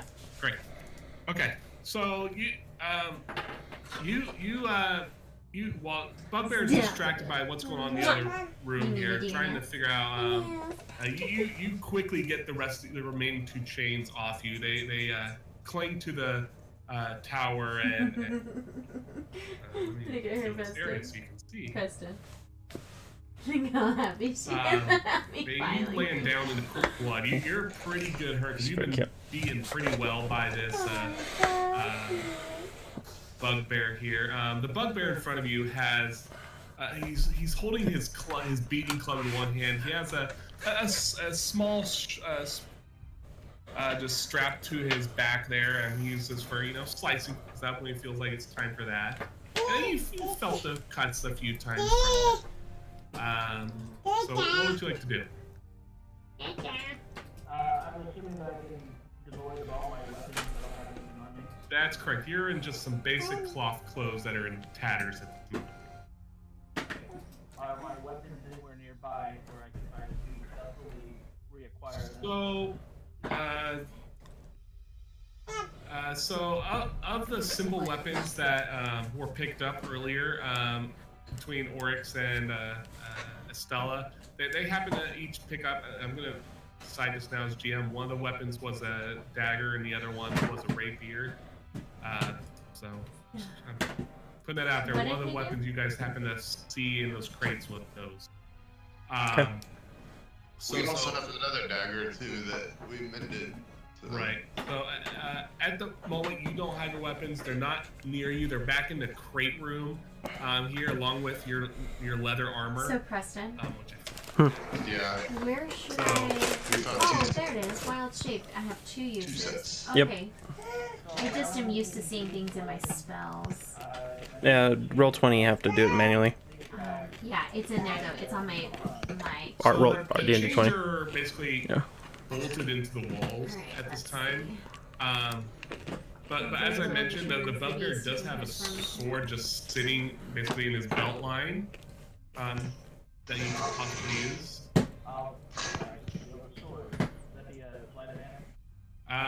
Yeah. Go ahead and do that. And again. Flying or soaking. Stop it, Penny. Uh-oh. Okay, so you're pulling out this sword, and while you successfully get it out of his belt buckles or his belt loop, the Bugbear feels and knows it. Additionally, he hears the chains clattering against the pillars. I could become a Bugbear, in the room there. Preston. The pillars, FYI, guys, are these black squares. You might be able to. He's here.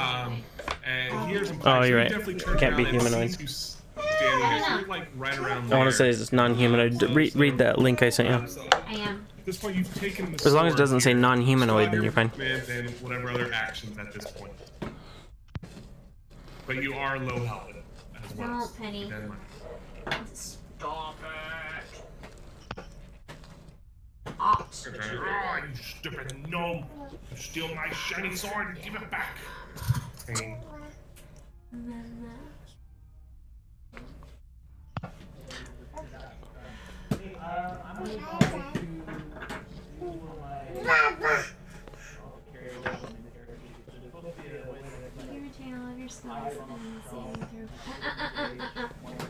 Okay, yeah, so your special action.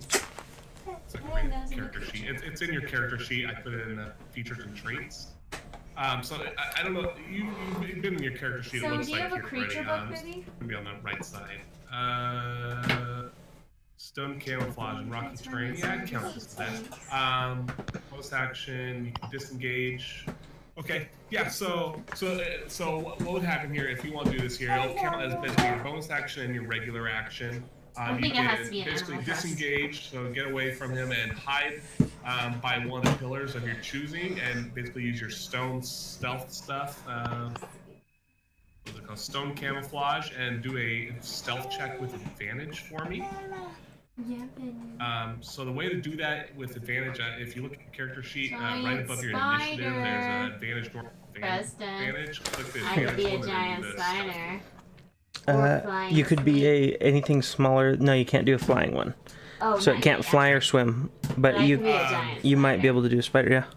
Okay, so which Up to pillar this, do you it want to wouldn't try be hiding? like super massive, but it'd be the size of a great direwolf. Same size as that. It just has to be the same DC as the wolf.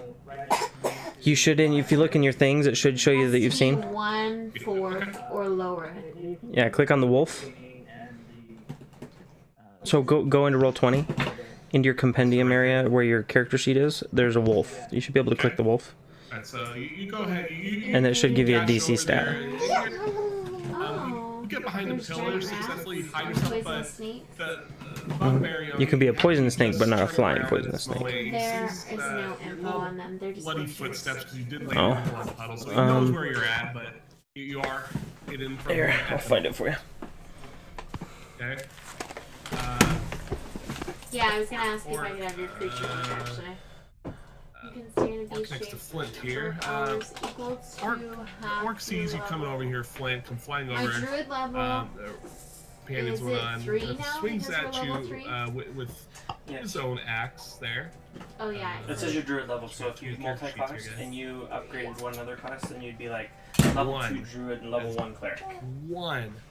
He swings at with So, his axe, right now, two-handed half of strike, my and he druid gets level, he swings down. You rounded down sidestep is 1. this orc And that's swing, how long and you it, can and stay. it gets the axe embedded in the Well, I don't stone want- here, it's where not- he can't get it out. So max CR. What is Keep that CR? in mind for next time. Do This Challenge rating. Hey, stop it. Challenge rating. Is 1 Has- 4? has One issue of 4? attacking next What turn. does that mean? Is it 4? So right here it says Stop, Orc at the top of the Penelope. throne room here sees his orc companion running away here, and these Right orcs do here. not like traitors, and he challenge throws his one. javelin Yours at needs his to orc be, companion here. 1/4 right? 21, So you can't do 5. a dire wolf. And it hits But the find a square in the regular back, wolf and in there, or there's a it drops, and the so orc you can drops find to a the poisonous snake in ground, there somewhere. face I'm not first, finding and it. dies. Again, these orcs are merciless against weaklings. Oh, I'm being So he killed his own guy because he was almost dead. No, because he was running away. Okay. Cowards. He don't like coward weaklings. They're a very brutish race of humanoids. And he does that, he turns back to the matter at hand here. He moves into a better position here. What did I do with that guy? Okay. And after that happens, you guys see the man in the black robes. He was getting hit by the tentacles, but he brushes them off and starts. He casts a. Gosh dang! Where am I supposed to go? 1, 2, 3. He casts a spell of invisibility on himself here. And as he does this, he you see him do this, and he then you hear you potentially hear slow footsteps going away here. You're not exactly sure. They went up somewhere in one of these chambers. And at this point, you guys don't see him, and he disappears from your view and leaves you guys at the point.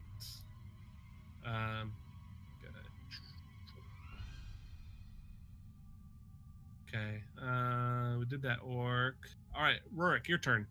So you see the necromancer disappear from So, sight. Orcs are attacking, and what would you like to do? Can I move into the room Okay, where'd you like to over go? here? Okay. And then, so I have a question. Under my description of my mace, it says up to 2 creatures within 5 feet. So does that mean I can hit 2 people at the same time?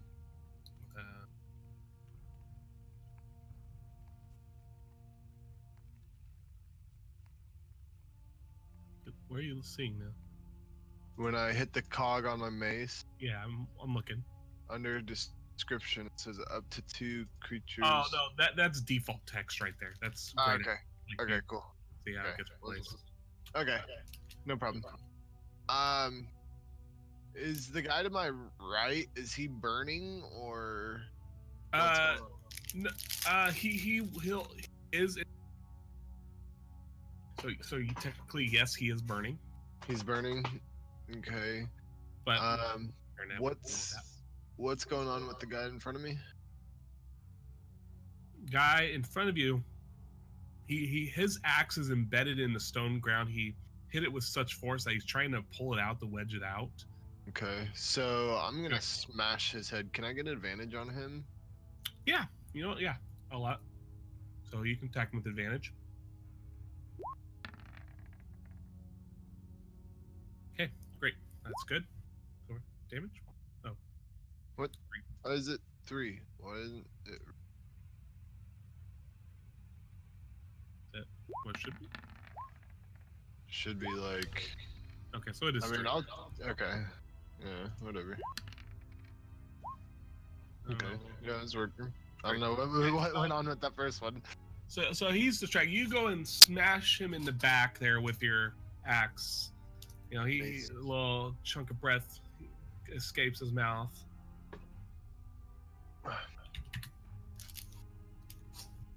Okay. This guy's standing in the fire. One sec. Then I wanna. Can I move to the side? Sorry. You can, yeah. That's Okay. fine. There's no one else to attack you there. All right, so that guy's still standing in the fire.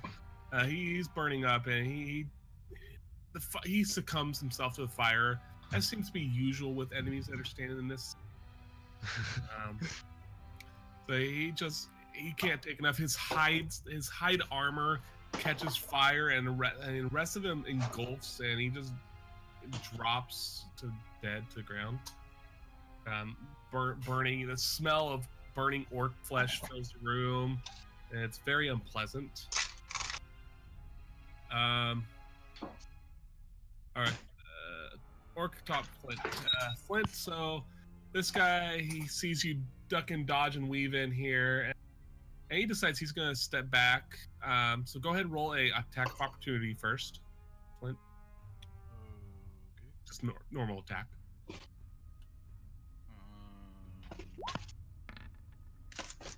16K. Go roll damage. 10. Okay. So the orc attempts to step back away so he can get within javelin range and be safe away from the crazed dwarf who's coming to their midst. And as he's trying to get away, you quickly lash out with your axe hand and gut him across the belly, his innards spilling outwards. And he's trying to gather him up, put him back in, and of course we know how that works, so it doesn't. All right, Glarg. Glarg up here is the bugbear. You guys may remember this name. It sounds very similar to Clarg. This is because this bugbear is the brother of Clarg. You guys don't really know this yet. I'm just putting this out there because he'll probably die before you can figure this out. We will probably die. He will probably die. Eve will probably die, is what I heard. I can you guys. You're all gonna die. This is mom's room. It's beautiful. And this is the kids' room. And this is the bathroom. Great job. That looks I cool. finished it after the kid room. Great I job. saw Dad, Mom. Thank you, Pia. I saw Dad the whole thing. This guy starts following the trail of the blood that Willie, not Willie, gosh, Timmy. Timmy. He starts following the blood trail. Timmy, go ahead and roll another stealth check with disadvantage.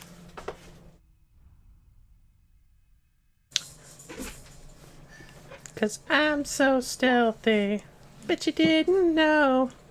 So he's following the trail. He looks around. He's determined. He figures out where you are. He comes rushing at you, Timmy. He comes rushing at you, and swinging his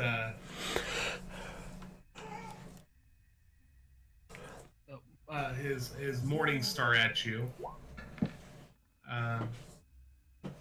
So 14 against your AC, which we'll count your AC as 10 at the moment, or no, you don't have any armor, so we don't have it. So whatever your AC is right now is 14 higher than it. 15. Okay.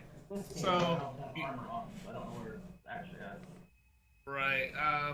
I know I put it value of it. Well, 15's fine for one here.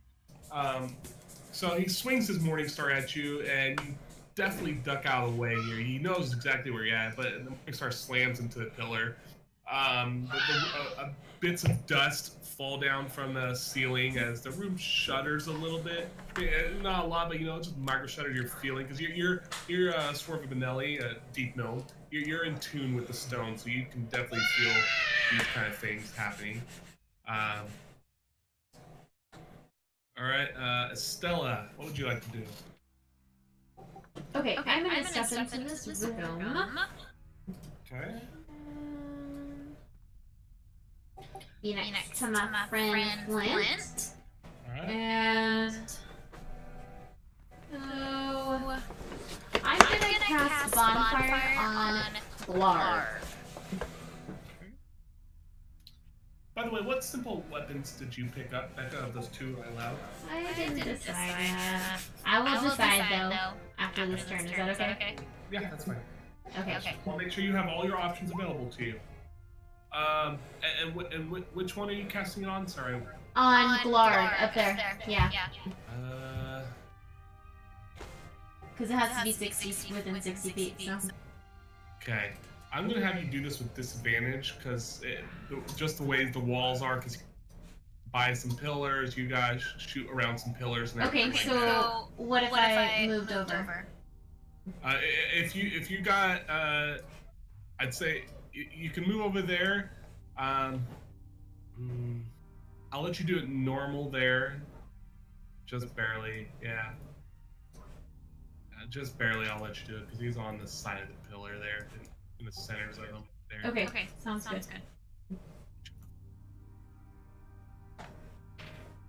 And he just has to roll dexterity saving.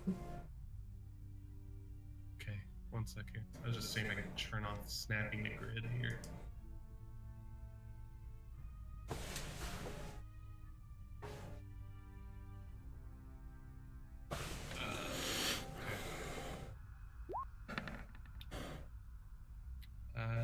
8. I'm gonna fail, so go ahead and roll your damage.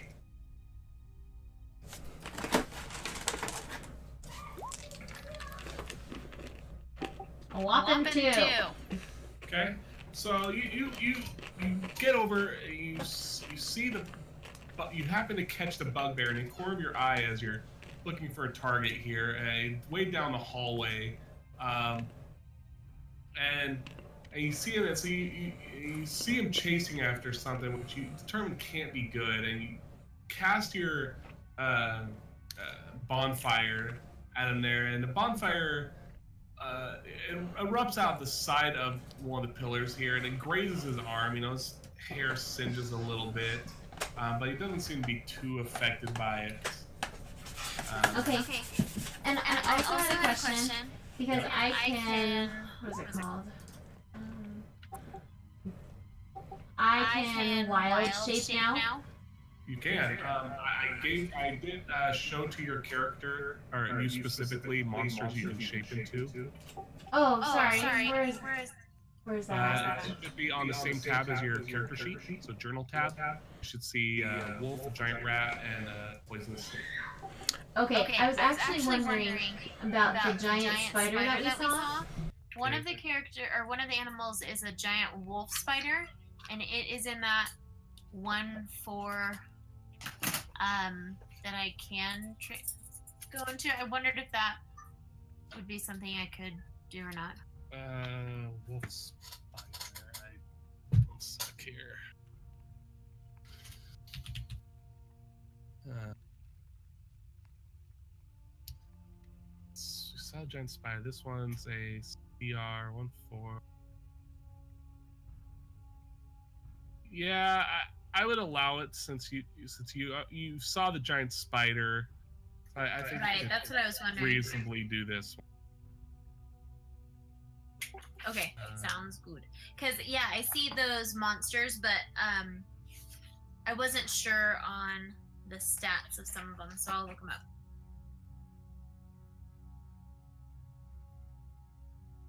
Anyway, I guess that's my turn, right? Yes. Because shifting wild shape is considered an action, I presume. Yes. One second, I'm going to show the spider to you. Get the stats of it.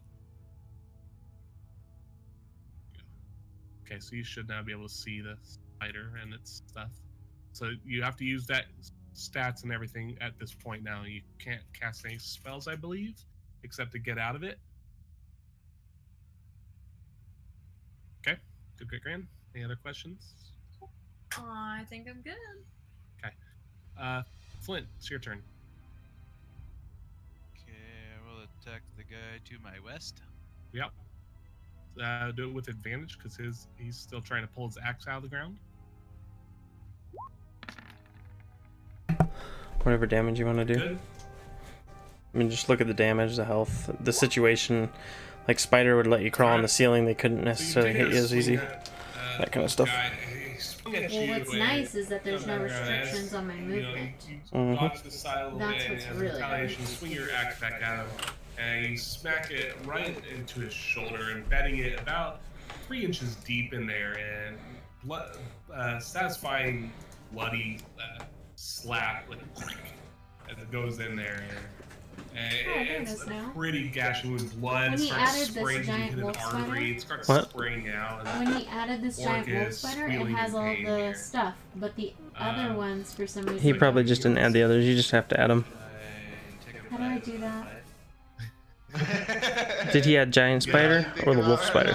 He added the giant wolf spider. Go to the compendium. It has all of as you it. swing it Is with that the the other hand, eye? you happen to have your other hand behind And I your just need shield to is search holding that its one. eye. Yeah. And you swing That's it, where you should be able to and find. your other hand comes the other direction. You know, it's just like simultaneous motion. And take a bite of this pie while staring this orc down. He's Yeah. hauling pace this. So, and he's how do just I very add it angry into- at these pies because he knows I'm these not pies sure. are You good. you should be able to drag and drop it, but I'm not sure. Your turn. I never go into battle without a pie in a shield. Ah, Attaboy! That's what I'm talking about. Alright, I am still disguised, so I'm gonna step up on the throne. Alright, Or so that- Gruul definitely saw the other guy run away here, so he thinks that he thought that maybe must have been an enemy who was scared because he knows the necromancer there is not a weakling. Okay.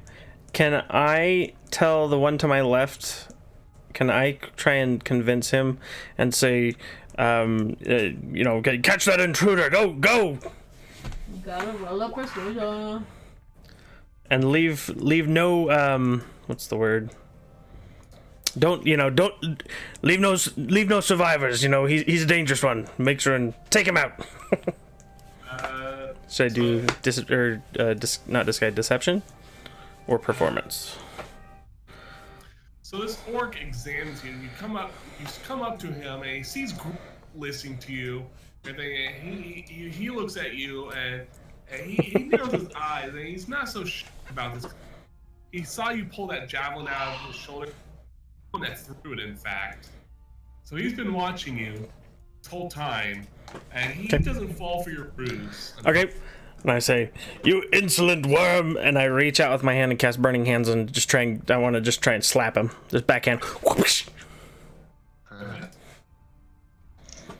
gonna cast it. Level 2, of course. DC 13 dexterity. Okay, it's a failure. Alright, so you go and backhand him, and in the process, his neck snaps pretty hard, and you leave a big, burning handprint in his side of his face there. And he's obviously astonished by this. Physical contact breaks your spell, though, right? It says they can use the appearance, must exceed intelligence. I want to say they discern it from disguise. I don't know if it drops. That's where I was trying to confused. I know that if on physical inspection, it will fail to hold up to physical inspection, but I don't know if it means that the illusion still stands. They can just touch me, or if that means it drops entirely. I don't know. Okay. But I'll leave that in your hands. I'm fine with it dropping. Doesn't matter. Yeah, I'm gonna say this because of the way you hit him hard enough where he definitely felt through. Okay, I it's won't dropped. Poof! Surprise, biatch! Alright, it's Gruel's turn. Gruel sees you backhand his orc guard, and sees smoke rising off the cheek of him, and he looks back at you, and all of a sudden he said, because you're with the contact, your disguise just seems to twinkle out of existence. And he lets out a guttural report and is very angry at this point. Goes and points at his the person you hit, and he goes ahead and casts his command spell. Okay. Which he speaks command to basically his companion. He tells him to approach him, so he can get away from you. So he points at his orc companion and tells him, "Get over here!" And he feels the voice empowered in the air, and the orc obeys instantly and comes closer to him. Okay, and do I get an attack of opportunity? Yeah, go ahead. Okay. With disadvantage, because this is an intentional thing. Okay, I'm gonna do it with my quarter staff. Oh, I didn't click disadvantage. Hold on. I will click it again, and whichever is lower. Okay, F. So the orc, starts dashing away, and you can't swing your staff at him in time to do anything effective.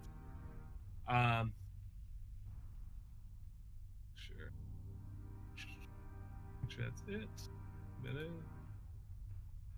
All right, and Gruel turns back towards you, baleful eyes, face on point here. All right, Timmy, it is your turn.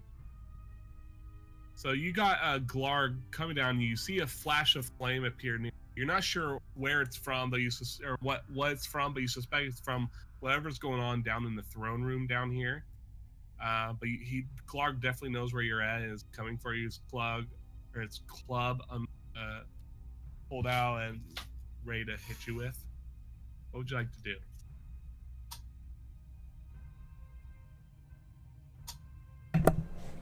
I want to keep the pillar between me and the weapon. I don't have enough hit points to do much. Okay, yeah, So, as he's coming down one side, I'm going to say one of Okay, so for this, I'm going to count you dodge action. So basically what that does is when you take dodge action, you're focused entirely on avoiding attacks. Until the start of your next turn, any attack roll made against you has disadvantage. If you can see the attacker and you make a dexterity saving throws with advantage, so basically it means you make a dexterity saving throw with advantage when they attack. And they have disadvantage as well. So you get both those benefits, basically.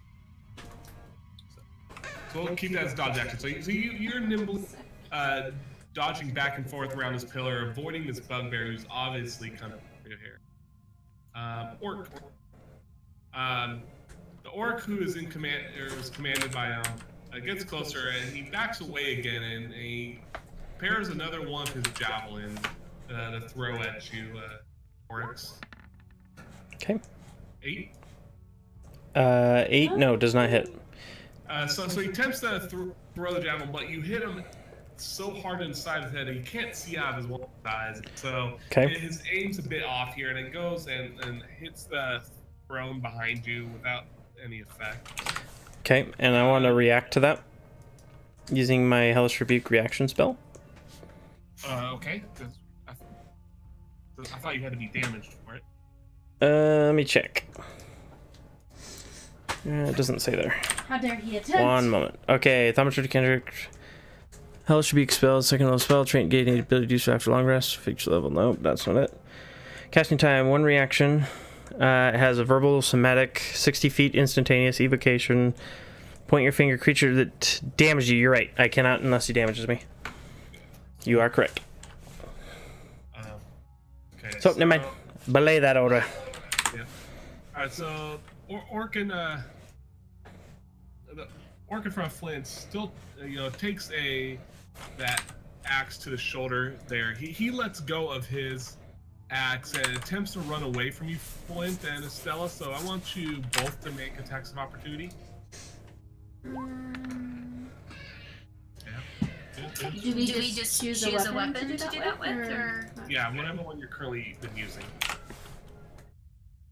All right, so it's fine. It's more than there. So the orc lets go of his axe and attempts to run away here. But before you let him, Joe, you come around, you smash him with your other hand, which has the shield and the pie, unfortunately, with it. And so he gets a big old blueberry pie to face, with a shield behind it, and just slams it. And you hear a crack, and the orc stumbles a few steps and teeters over. Blood and blue mixing to create quite a pleasant purple on the ground there. All dead too. Tasty. Glar. Nope. Glarg. All right, Glarg dodging. He's trying to hit you around the pillar. Swings it. Try and get you. Disadvantage. Okay. 18 against your 15 is good. So go ahead and roll a dexterity with advantage. Yeah, dexterity saving throw with advantage for me, Timmy. Not Timmy. Where do I click?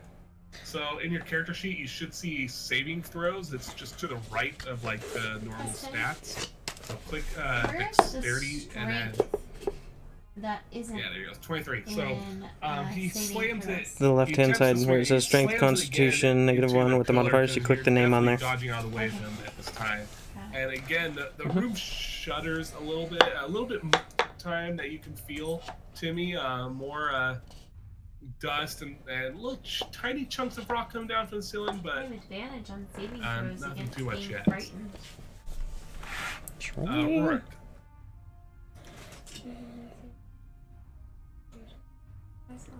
Prince Rurik, Mr. Ironfish. Let's kill this guy in front of me. Okay, how would you like to kill him? With my mate. Okay, go for it. Attempt it. Try it. Oh, I need to look up simple. Going left value. So 20. It's good. Yay. You're lucky duck. Okay. So you slam your mace into him. He takes the brunt of it with his shield, but it definitely, smashes his arm into his side there, and he feels the force of it, but not enough to really do much at the moment. Oh. Guess that's it.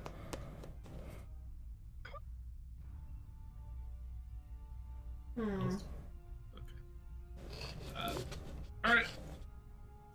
Flint, what would you like to do? I step forward.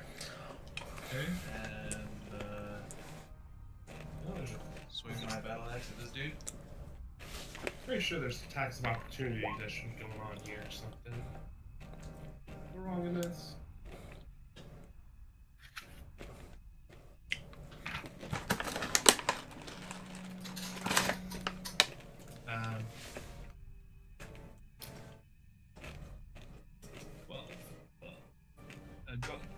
I want to say go ahead and roll it with advantage.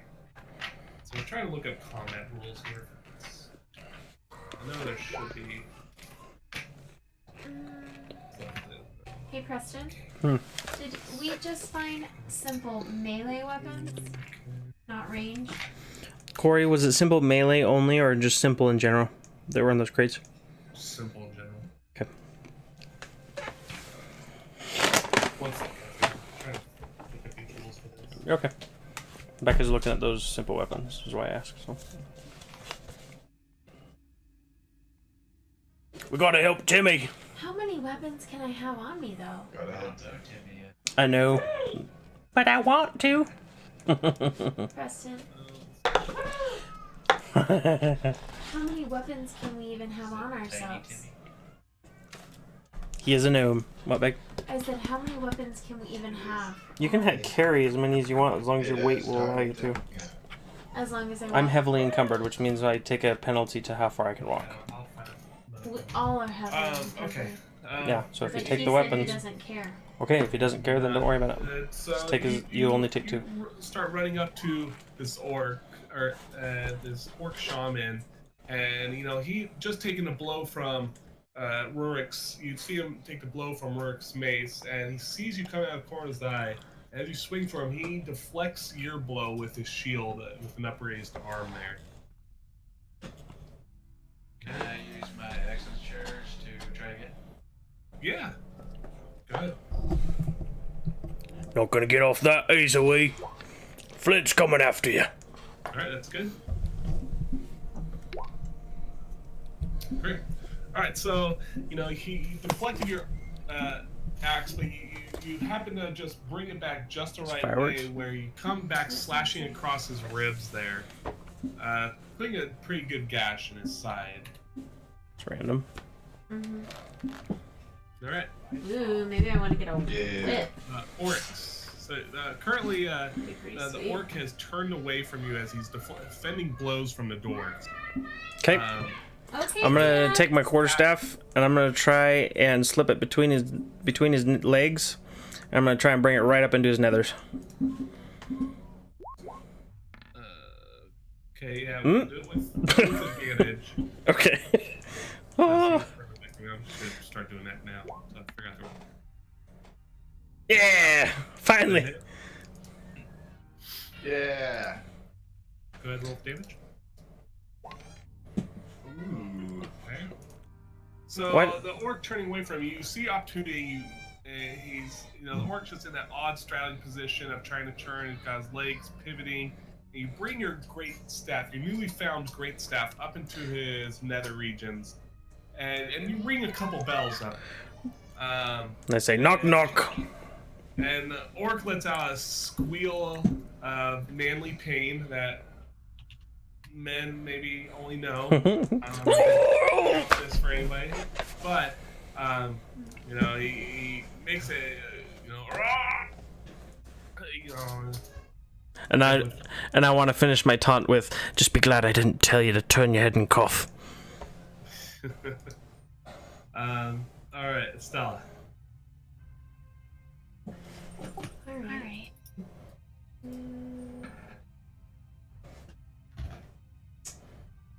So this guy is still not dead. He's a strong orc. That's why he's the leader of this clan.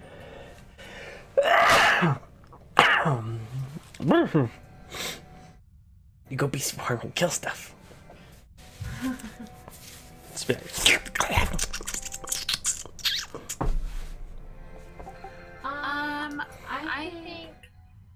think I'm gonna walk around and cast poison spray on this orc in the hallway. Okay, yeah, go ahead. Do whatever. Do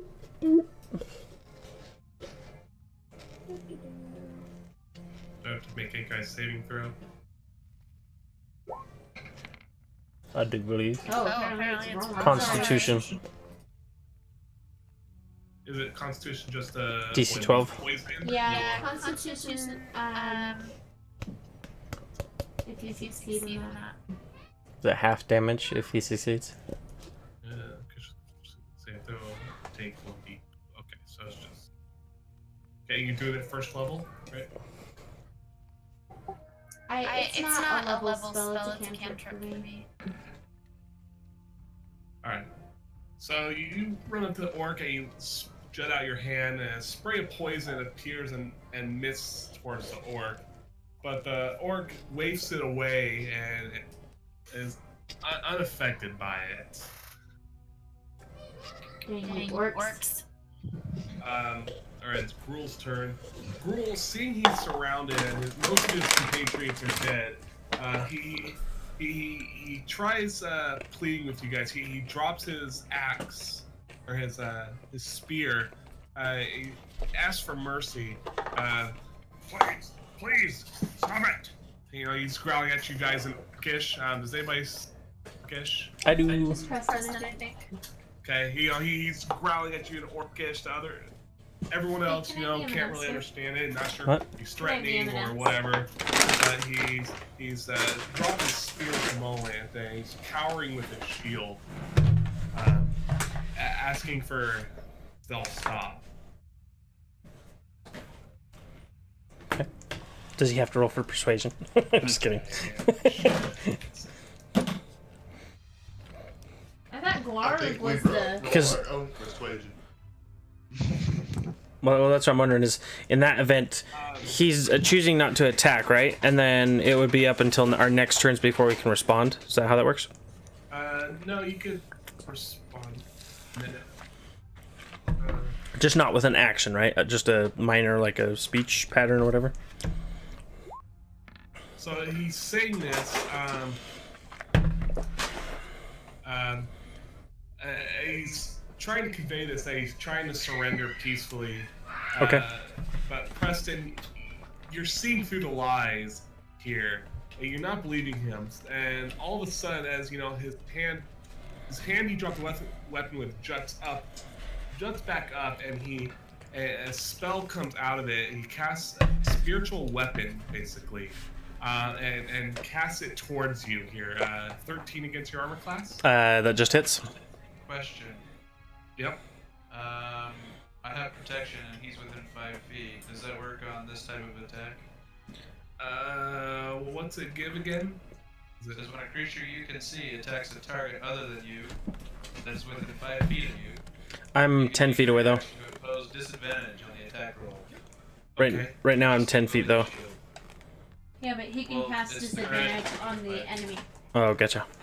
So it's not me that's within, it's the creature within 5 feet of you.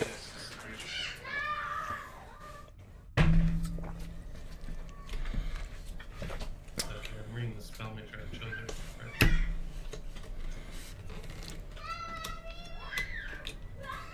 Okay, so with disadvantage. Come on, come on.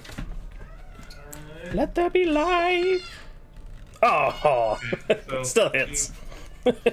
Thanks for trying, Joe. I tried so hard.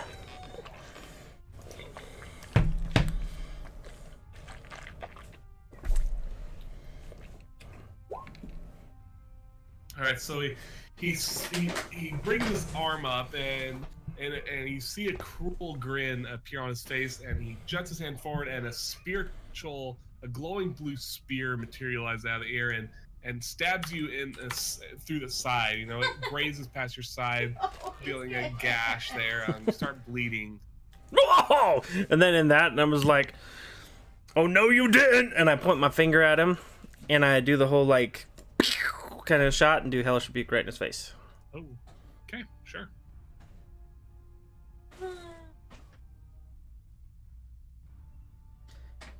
That's a Ooh, I can make That's you okay. guys I'm some cooking it. peanut butter chocolate brownies. Dexterity save, DC 13. So sorry, Preston. No. Okay, so I think you it does half damage. Double checking. Yeah, half damage it says right there. So Yeah, half damage. So he takes half damage. Alright, Dang it! so- That would have been awesome. get stabbed by side. You know, you dodged enough away. It scrapes by you and jut your arm back out in retaliation, and flaming. I don't know how this spell works. Flames come casting out your hand into his face there, and he was prepared for it. He ducks down just enough, but the top of his scalp gets burned. His hair is burning away. His braid, a proud braid, and the skull he's wearing are heating up and burning up. But he takes a good chunk of damage to his head there. And oh yeah, Flint. Yeah, good call. You're probably safe. It says 60 feet. Yeah. That's just the range is all. That's not the actual damage. Or sorry, it's not a radius. It's a single target hit. Okay. Is it? Mhm. I thought it was a line. I did too from the very beginning, but I read it like, and then yeah, it's a single target. That one target bursts into flames and Okay. gets burnt. All right, Timmy, you're up. You're definitely dodging around these mace blows from this bugbear up here. What else would you like to do? Why is she screaming so much? Yeah. Plays very well where I'm at. So. I'd be worried, but she does it all the freaking time. Is there a chance that I have an opportunity to stab him with the? Usually just being really dramatic lately. Yeah, you definitely can do that. So again, I don't know D&D or anything, but you can definitely attack and then move away and you have your bonus action, so you could definitely try hiding again and everything. That's all part of that. If you get out of this line of sight. What I want to do is do an attack, and then try to disappear again using my stone camouflage. All right. So right now you have a sword. Sec here. Pulling up the stats for it.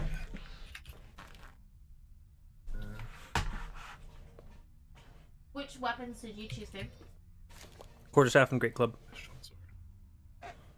So go ahead and roll a 1d6 plus, or sorry, roll a. I'm gonna give the Great Club to your, big man. Dexterity Flint. modifier plus Flint. your efficiency modifier. Since he's bigger than me. So this Or would be to basically Rurik. your attack roll. So it should be. Maybe I'll give it to Ephraim.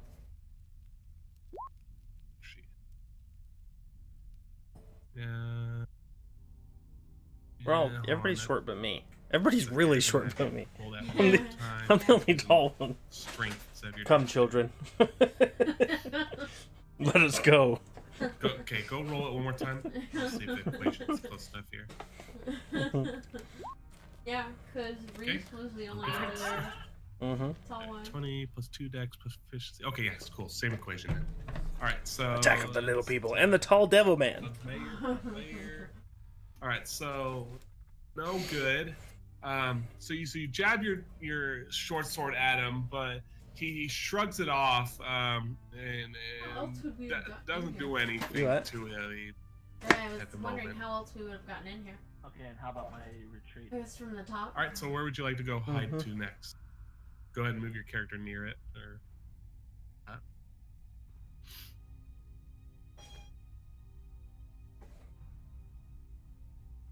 You're going on the other side of that pillar then. Okay. I'm assuming that's an exit there, isn't it? Oh yeah, sorry. Let me highlight here. So you can see down this hallway now at the moment, and you see down there it splits off near the end and is lit by a torch hanging in a chandelier-like structure there. Ooh, fancy. So that's about as much as you can make out from where you're at the moment. A chandelier. You have much movement speed. 25, so you can go 5 squares basically. So that was 2 where you're at, so you can go 3 more if you want to get further away. Is he totally free? Yeah. But He totally free now? Yeah. Unless you get maybe right here, you can't really hide among anything. There's nothing really to hide behind or whatnot. So just be aware of that when you're choosing where you want to go. And my cheek is Well, killing I me. think that's as far as I can move. Alright, bet my cheek. You got 1 more square you can move. So if you look on your left, you should see a ruler tool. So you basically started out right there. So you can go up to there.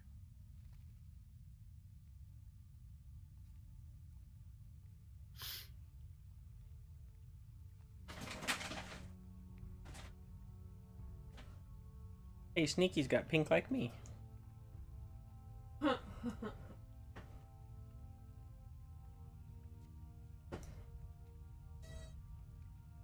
Alright, so so go ahead and do a stealth check with advantage if that's what you're trying to do, right? Trying to use the bonus action to hide.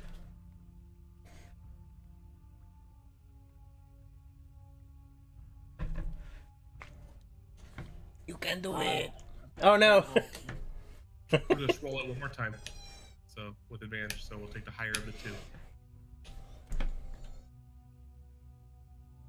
She's being so dramatic. The 13 and the 7. So because we already rolled the first one, we're gonna take the left value. Why? Here. So All right, so you stab at the Clarga, he bats it away, and you go dashing around him and off down the hallway and hide around the corner at far enough away where he hadn't turned around enough to make out where entirely he went. So we'll count you as stealth there at the moment. But just know if he comes down this corridor and he'll be able to probably see you right there. What, Thea? Okay. Sadder and me angry. Yuck. All right, I need to take a bathroom break real quick, guys. Here, I want to take a quick 10-minute break. I know it's the middle of everything, but Break time. Yeah, 10:40 or whatever the equivalent is. Your guys. Everybody. All right, right back. Sounds good. Sounds good. I feel bad because we don't know Timmy's there yet. Can't go help him. Dang it, Timmy. I tried to help him. I put my own fire on him. But, yeah.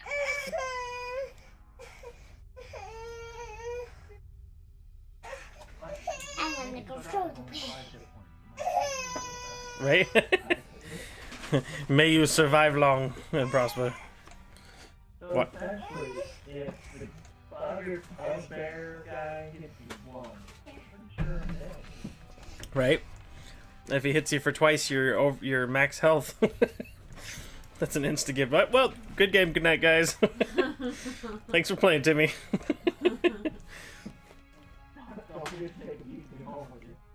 Right, don't let the dungeon door close on you on the way out. That's funny. I like it though. You're a survivor.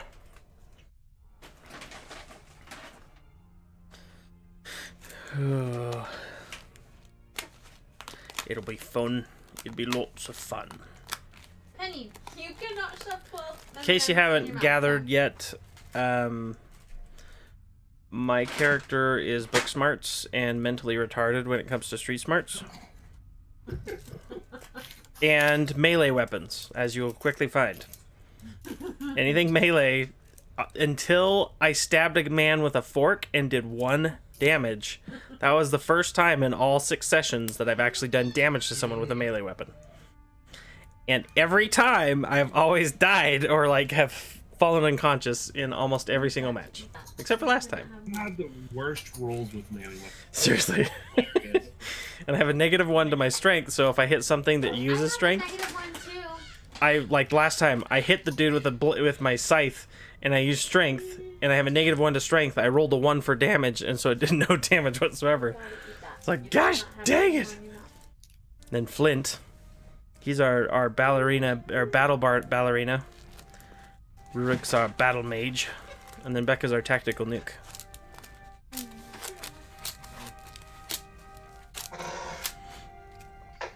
There's been many a time she's run into a room, evaporated everyone before any of us could even come in. Cursed Thunderwave. I don't use that often.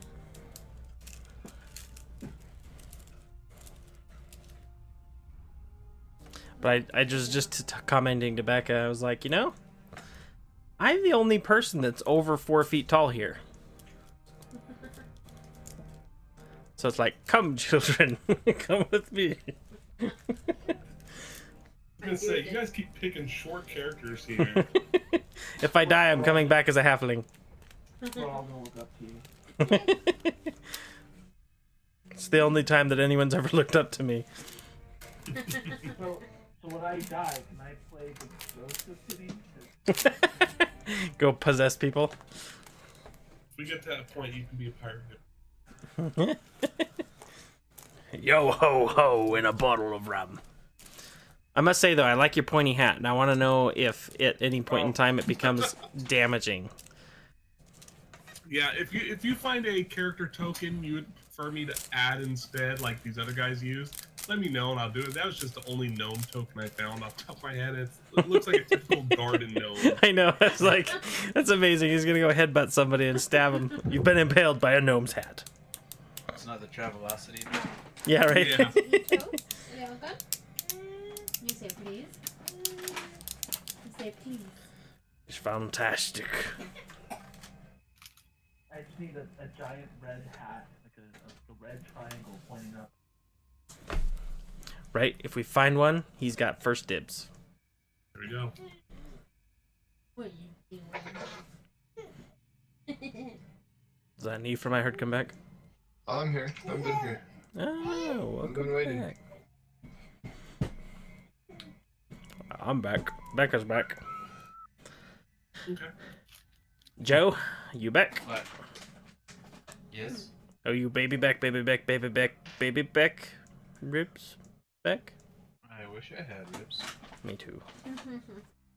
I'm probably gonna go get a Little Caesar's pizza though. When this is all Ooh. over.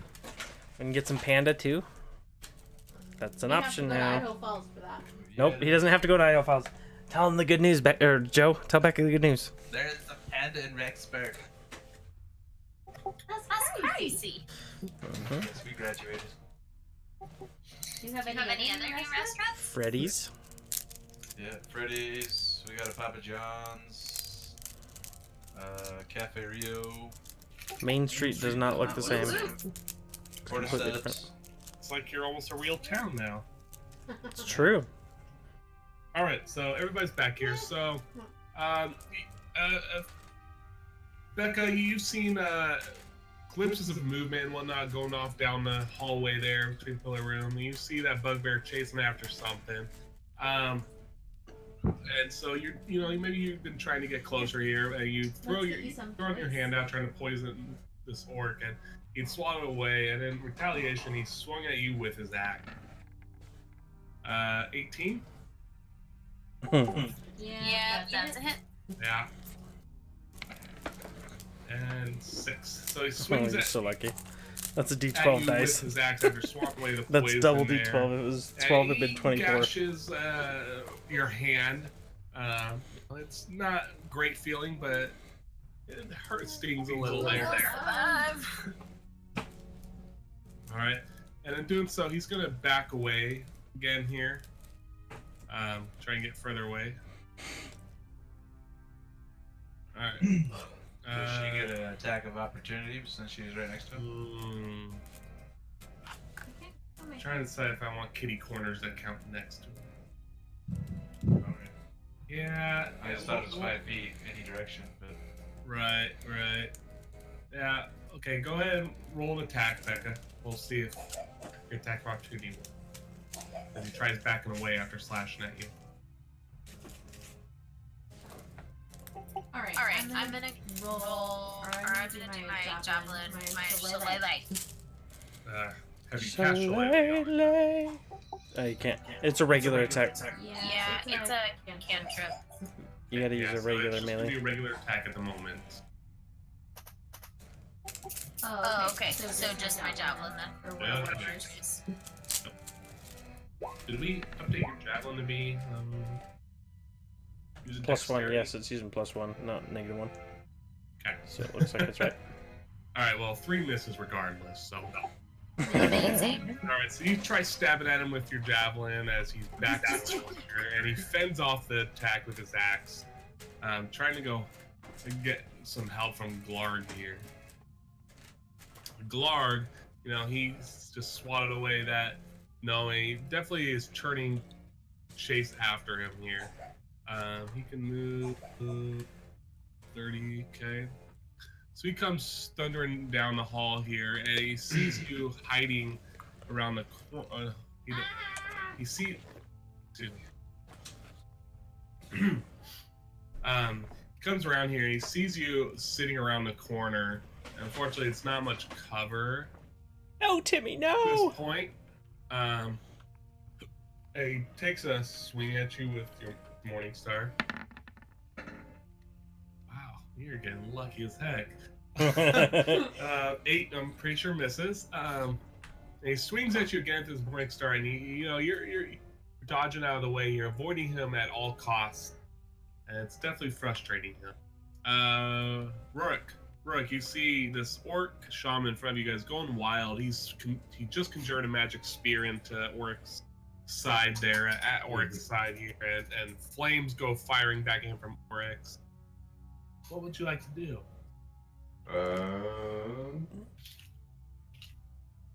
Let's see.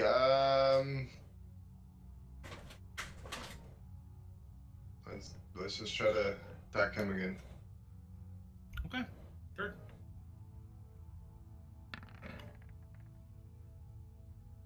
That's hit. Yeah, I'm actually Great. doing damage. Yeah.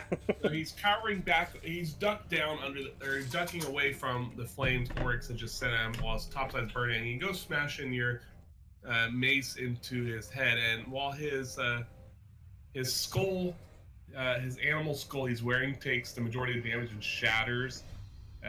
You definitely see him, Depressed him. bobble down a bit from the The little impact. circles above our heads. What is the blue circle? And he's looking pretty Hold on. rough now Wait. to you guys. He's still alive.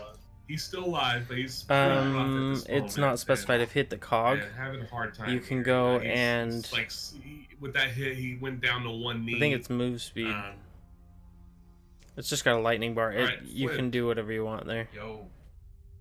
what would you like to do? You see the orc in front of you. Go down to one knee while He has to facing change forward. it to Stop whatever hit it's from attached to. Right now, it's not attached to anything. He's not dead. Nope. No. I shall. Bum rush him.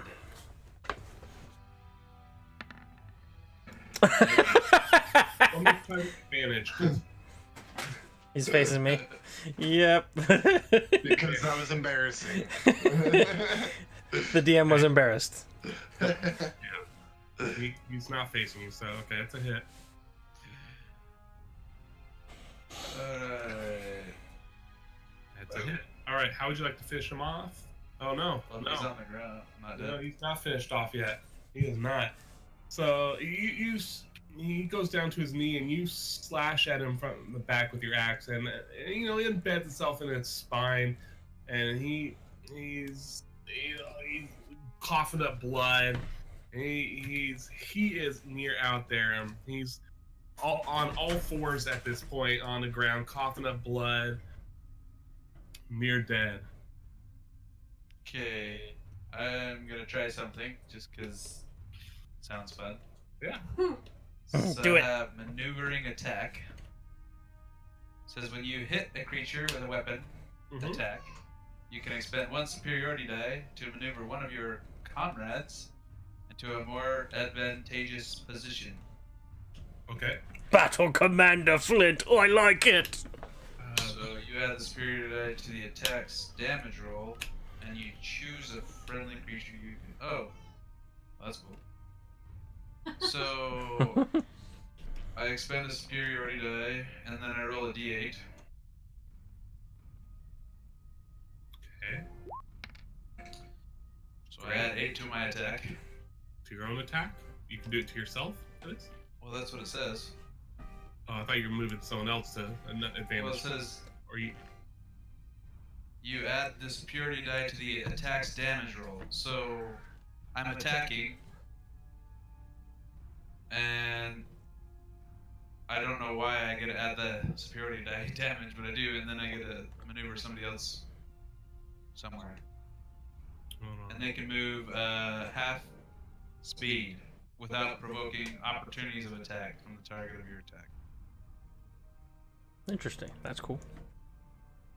So, yeah. Does that make sense? One second, I'm just reading it. Okay. Destroy him. Destroy him. Quickly. And I was going to maneuver Estella off towards that other orc so she can finish it off. Finish him. Groovy. Get over here. I don't know how far that is, so. Isn't your move speed 25? 12. Round it down 10. So 2 squares. Okay, I got it now. Okay, so it's to the same action where you get the mover as part of the bonus. No, And you get 25 is by my doing that movement. it's while you're attacking at the same time. I guess So half of that is. somehow that makes sense. So okay, Wow. cool. So Either way, it's rounded down. The orc goes down to one knee as you maneuver.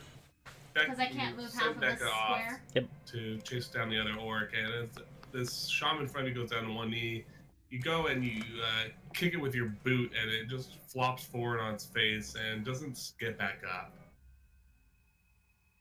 That's how you kill it. You kicked it. You kicked it. Get on. Did you kick his head off? No, he just kicked it in the butt and it just flopped forward. We can say I axed him in the You butt. eat the gravel. My axe. Yeah. So, You kicked his axe. Get it? Wait, no, he had a great sword. Never mind. Love it. All right. Works. It's your turn. There's. All right. This orc flops out in front of you. Estella's chasing off down the hallway, and you know there's some commotion going off in the upper rooms there, but you're not entirely sure. Okay. what happened to that guy that went invisible? We don't know. We heard his footsteps. I heard his footsteps, so I know he's invisible. I'm gonna use my minor action at the very beginning to basically explain that the other guy may still be around here. Stay alert. I heard him walk away, and can I investigate? I don't know if that's an action. Can I look and see if I can see any, like, if there's any scuffles on the floor, dust that I can follow his trail? So go ahead and do an investigation check. All right, investigation. Rogers. Oh. So you informed them of this invisible guy because they didn't really pretty much gone by the time everything started here, and so you start looking around the floor and you see remnants of your tentacle magic. Really weird. My Cthulhu's magic, if it makes you feel better. Tentacles, magic. You feel remnants of your magic, and you follow them, over to about here, and you don't find the. There's the tentacle lady in League of Legends. Yeah, Alawi.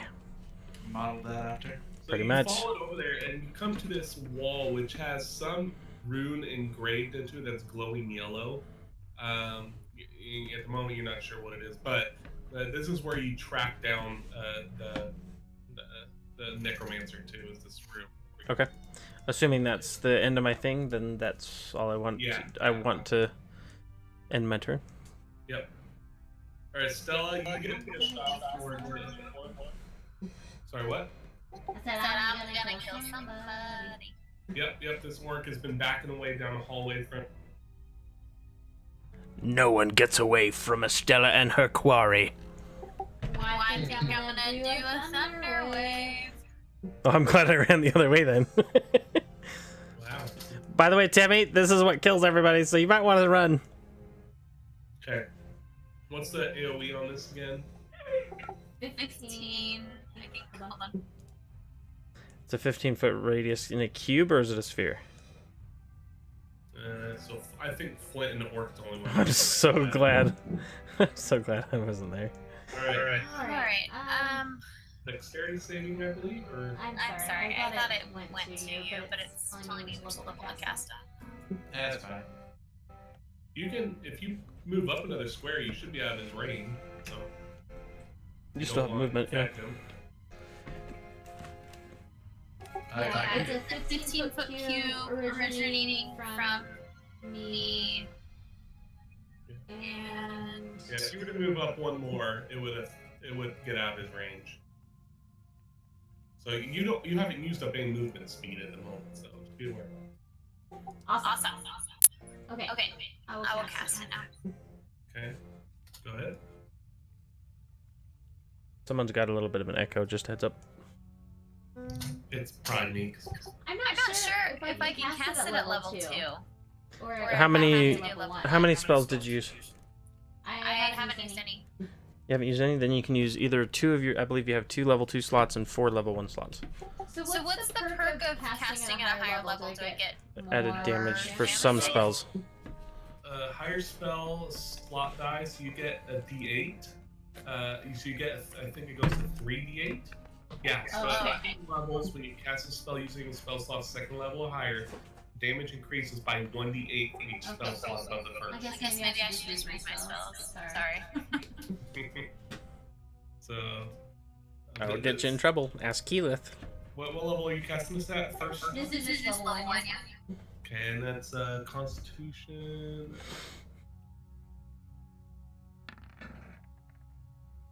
Okay. Oh. Half damage, so it's good. So you 6 how damage.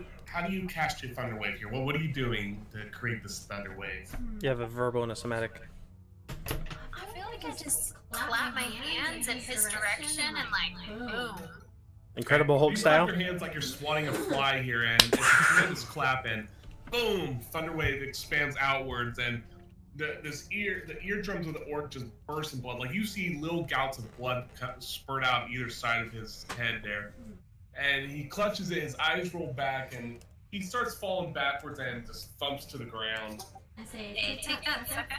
Do we have to make any saving throws for hearing, deafening? No. Yeah, my range. Okay. It's a huge range on it, but I don't for that stuff unless you're within that 15 feet. So we hear it, we just don't, we aren't affected, like, Right. Got it. It doesn't affect you. And real quick here. Okay. So when this, let me.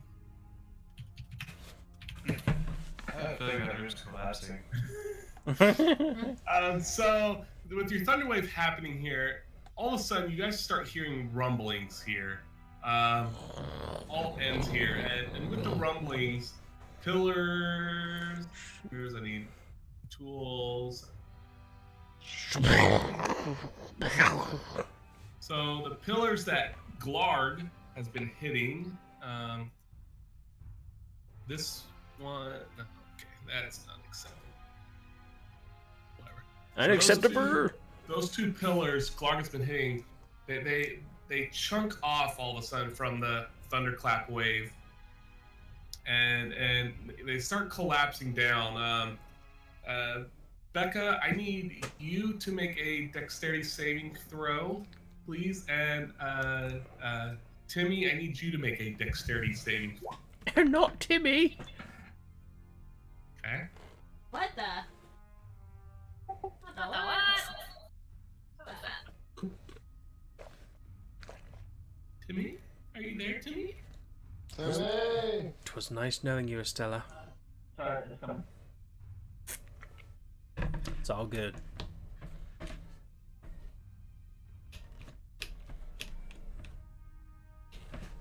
Should be in the same saving throw section.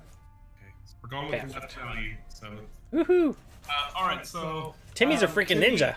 Yeah, Timmy, you've been aware of the rumblings that are going on in this room, so you knew they were coming, and your connection with the stone. Because if you guys don't know, deep gnomes, or sort of Nelly as they're called, they are basically rock shaping gnomes kind of things. They are deep mining gnomes, so they're very attuned to the stone around them. So you hear it coming. You definitely get out of the way here down this chamber further, and I feel this for you. You guys can't look at this. I'm not looking. I can't. This reveals. So you get down further down the room now. Should have done this one. So, and then Becca, you need to take 8. 6 points of bludgeoning damage. So with your thunderclap wave, the pillars collapse, and I'd want to say around. So those two pillars collapse there, and then area around here, rubble started falling down from the ceiling. These two pillars right here are still standing, but the rest, those two inner ones are. So there's a bunch of rubble in that area there. Maybe about 6-7 feet high, big boulders and stuff. Not enough to block the passageway, but it will make it tough to get in there for you guys. Not for me! Yeah, there you go. We're all pretty tiny, as Preston. Yeah, I know. I'm probably the only one that won't fit. Tell me what's on the other side. Come back for me. Okay, so my turn is done, right? Correct. Yes. So just make sure you take that damage as the damage. Yep, alright, I'm down to 11 now.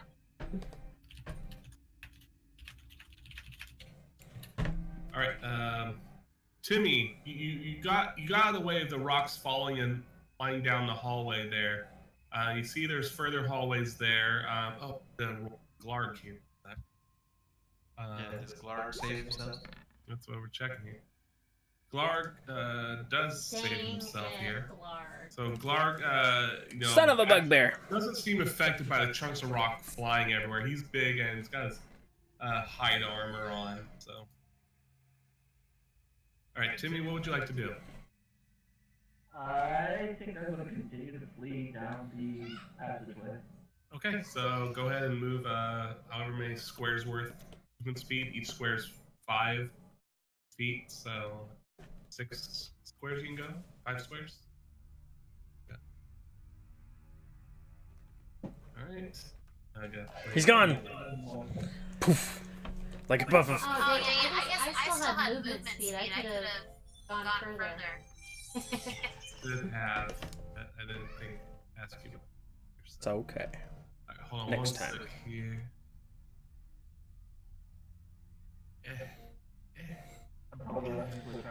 So that's 4, right? Squares. I'm not keeping count of what's whoever. You move forward 1, around the corner 2, 3, 4. Yeah, that's got to be 4. That's probably fine. 5, Okay. 6. So you start running down. You see these corridors are just walls. There's a torch at the end here. It kind of illuminates this area. So that's about as far as you can see. You see a little bit down the way, about 10-15 feet in front of you. There's another. There's a glowing yellow runes on the wall here. So you semi-notice the carrying too much, but you do notice that up there. All right, probably all you can do this turn. Glarg, he's choking a little bit on the rubble there, the dust that came up there. He's not sure which way you went here. So at the moment, he's gonna go down, check this chamber here, and it appears from your guys' care and knowledge at the moment.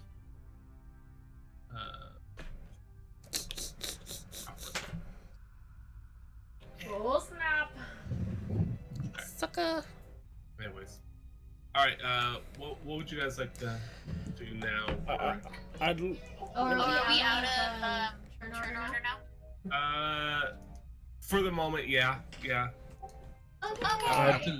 I'd like to do a Arcana check on this rune. So Becca, you know that there's someone chasing some small. You see the bugbear. You know there's a bugbear chasing something down these hallways here. Preston, you know you've seen this rune. You suspect has something to do with the disappearance of the necromancer, and then dwarves, you're just dwarfing about. Okay. I'm gonna return back.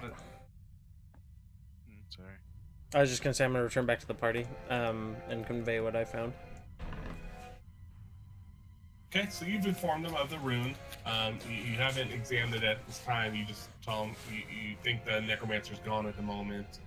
I didn't see where he went, but there's a really cool rune in the back that I'd like to mess with, but I don't want to do it alone in case it kills me. Good idea. Can we loot first, and then go look at the room? I I know there's somebody that one of the enemies was chasing up here. I'm gonna go continue onward. Is anyone going to join me? Yeah, I'm with you. My guy. I don't know how much longer they have. My guy, while he likes you, he also sees loot to be had, and he's going to choose to hang around for the time being. I say rude. Rude, let's go. Bark. Chaotic neutral at its best. Okay. Flint, what would you like to do in all this? It's like, well, I'll move your guys' characters in a moment. Well, were these guys using axes? Because I'd like to see if they have a better one than I do. So they're using, standard battle axes. Same as mine then. Yeah, they're in rougher condition. Definitely, they don't take care of them like you would do. I did acquire a new proficiency in smithing tools, so Oh, fantastic. Sweet. a toolkit, I guess, or smithing tools. I wanna. So yeah, they do have that, and they're wearing hide armor. You do see that the orc shaman, though, he was carrying a spear, and then he happened to be wearing ring mail and was carrying a wooden shield.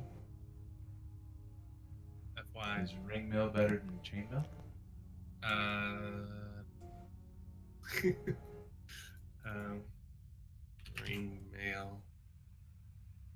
Ring mail, AC. So it would be AC 14 with it. Okay, now. Plus whatever counts for AC bonuses. You have chainmail, right? I do, yes, and I have an AC of 18. Right. Yeah, chainmail is AC 16 by default. So yeah, chainmail. So knowing that I'm still looking for somebody, can I check this door? Yeah, so it's just an open doorway there. So Just open. I'm gonna peek inside, see if I can find the guy. Two rough wooden chests there, sitting there on either side. Okay. So while you're looking at that, and Flint's looking at those, Estella and Rurik, you get up here to the site of the rubble here. If you guys want to get over that, you'll have to make a athletics check for climbing these pieces of rocks to get around them. Of course we do. Of course. The other way. Awesome. So you said ring mail and a javelin? Is that what you said? Spear. What? Oh, but... So what do I have to do? You'll have to toss me. Acrobatics? Athletics. Athletics. Better. Distance. Don't have to toss me. So, Estella, you can't seem to find a purchase to start climbing up there, so you don't make any progress at all. Ephraim, you're able to get to the top of the rubble there. Yeah. With no issue. Can I turn around and help her up now? So you definitely help her. You guys get over the pile of rubble here. You maybe right there's about where you see Stella. You notice there's the chains that hanging down from the other two standing pillars, and the pool of blood that seems to be mixed with a bit of dust now at this point here. All right. So then I want to start maybe looking around and seeing which way I see. I want to see what kind of tracks are on the ground and such. Okay, so try and do an investigation check. I want to start thinking. Okay. Yeah, so go. You can go ahead and roll a stealth check. And where would you like to start going, Timmy? Becca, you're looking around, but all the dust has seemed to hidden everything that may have been a use. But you do see a long hallway that splits off. All right, I hand gesture because we don't want to run any loud. Think for your character here. You two don't know where the bugbear is. You don't know which way he went. So just be aware that Timmy, the bugbear isn't at least behind you in the same hallway. As you can peek around a corner, you don't see him along there, but you don't see the two at the end either. So you don't see the other two coming your way. Yeah, I guess my character would go stealth. Just so we aren't observed by anything. Okay, so go ahead and roll stealth. While they're stealthing, I want to call out to Flint and say, Flint, I think I found something. Come here. Finally something good. All right, so Becca, you're definitely stealth, so you can go. You can probably sneak ahead if you'd want, or you could do whatever. Stay with Rurik. Okay, so Rurik, are you not stealthing? Then you're just walking along. Oh, I mean, no, I definitely want to stealth. I just thought I don't know. We'll stealth check then. No, I'm sorry. Don't screw No, I just did. So Becca, you're stealthing along. You're probably going along these walls here. Wait, are you still in spider form? No, I never went spider form. Oh, okay. Okay, I'm just making sure of this. So you're going along, and Rurik, he's just clomping along in his metal boots, clink clink clink. Going down the hallway here, and hey, you guys. And we'll come back to you guys here. Oh no! All right, so To be continued. No, we're still playing. You I know. guys are done. Done. We're done Oryx and Flint, you guys, you go into the room, you see the chests there. There's 2 chests, one on the left, one on the right. What would you guys like to do with them? I think I was being too loud. I wanna check one of them for traps. The left one? The one I'm standing on, yeah. Okay, so I want you to go ahead and do a perception check. Okay. Can I do the same for mine? You can, in fact.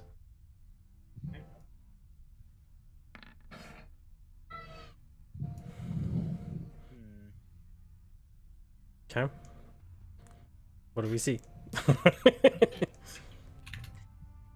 Okay, so great. So, we'll start with Flint. Flint, you're feeling around your chest here. You're feeling around the lips of it, the bottoms of it, just to see if there's anything. You don't detect anything, so you go ahead and open up that trap, or you die. Open up the chest, and a little poison dart needle shoots into your hand there as you're opening it up. Good thing I'm a dwarf. Yeah, Right. What's that give you here? Resistance. I have advantage on saving throws against poison, and you have resistance against poison damage. Of all the things. Resistance is half as much, right? I don't know. I don't know. Yes, resistance halves the damage, correct. Okay, so make a Constitution saving throw for me. What's that, Sneaky?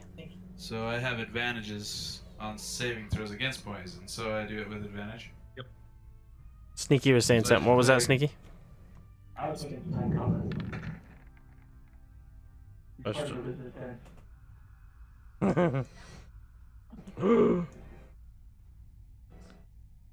Do you have advantage?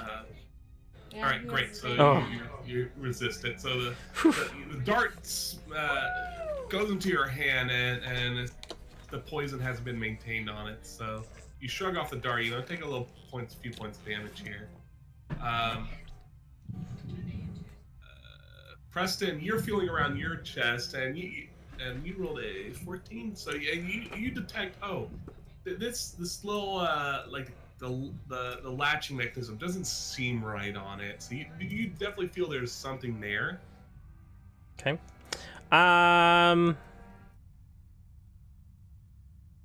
My guy's greedy. He's gonna open it anyway.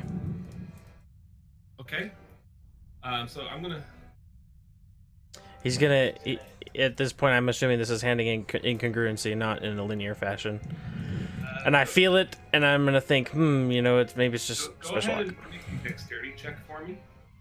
Saving or regular? Saving. Oh, that was close to 20. Double tasking. It's okay. So you're aware of the trap here. So you're standing to the side of this chest here, and so you open it up, and it goes, it goes past you here, and it doesn't do anything because you're definitely aware of it. Okay. We're kind of good. Poof! That was a close one. All right, so we'll come back to you guys to see what's in. One sec here. Trying to. What you got over there, Flint? You want to trade? I'll give you my applesauce for your chocolate milk. Not very.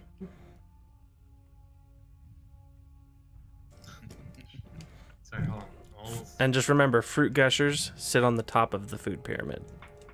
They're the pinnacle I of get to trade ups. choose what I get. I want a flaming warhammer.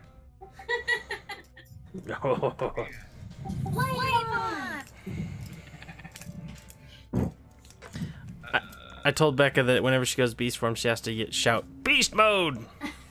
Decepticons mobilized. Or whatever it was from Beast Wars.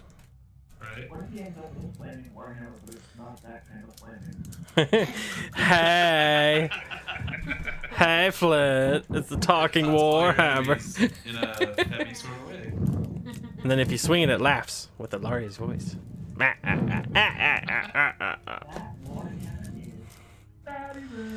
Like it.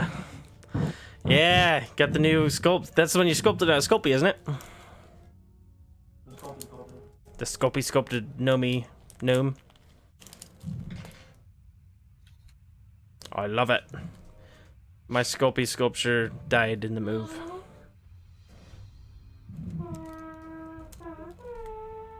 Yes, indeed. Timmy's alive! He's so cute. He's also flipping you off if you look really close. Yeah. All right. So, Timmy, you've been sneaking down this hallway here.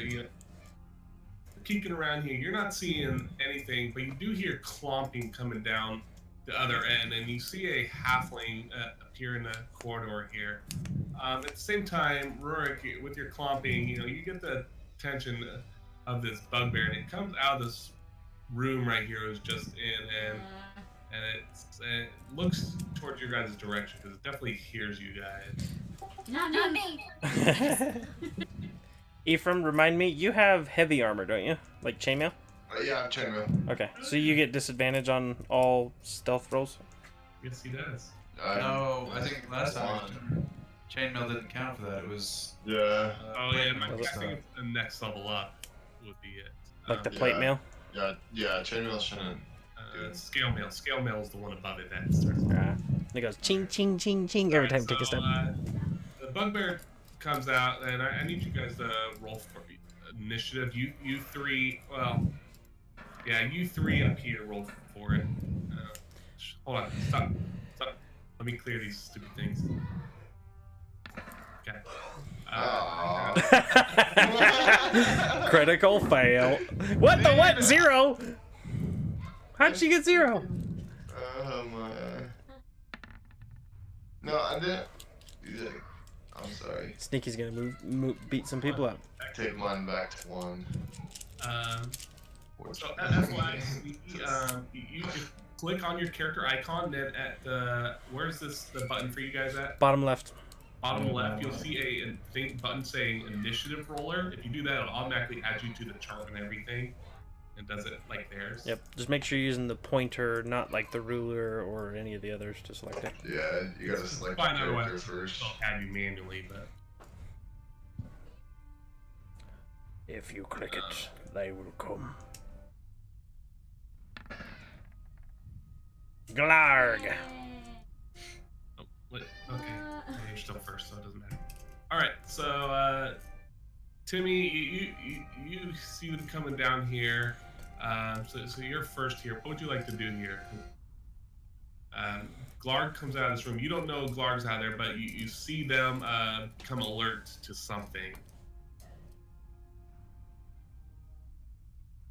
Well, I need to wait until the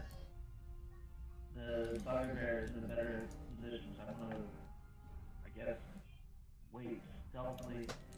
Do I have none of my equipment on me, just this rapier? Yeah, you just have that short sword you pulled off Glarg at the moment. That's the only thing you have at this point, past your clothes. So. Then I'm gonna take the torch off the wall if I can. Okay, yeah, definitely. You pull the torch off, no issue out its sconce. And I put it out so it's darker. Great, fantastic. So you're already stealth as is, so you'll definitely have advantages. All right. How'd you put it out? Did you pee on it? It's a great question. How did you put it out? You snuffed it out. Now you're pointing at.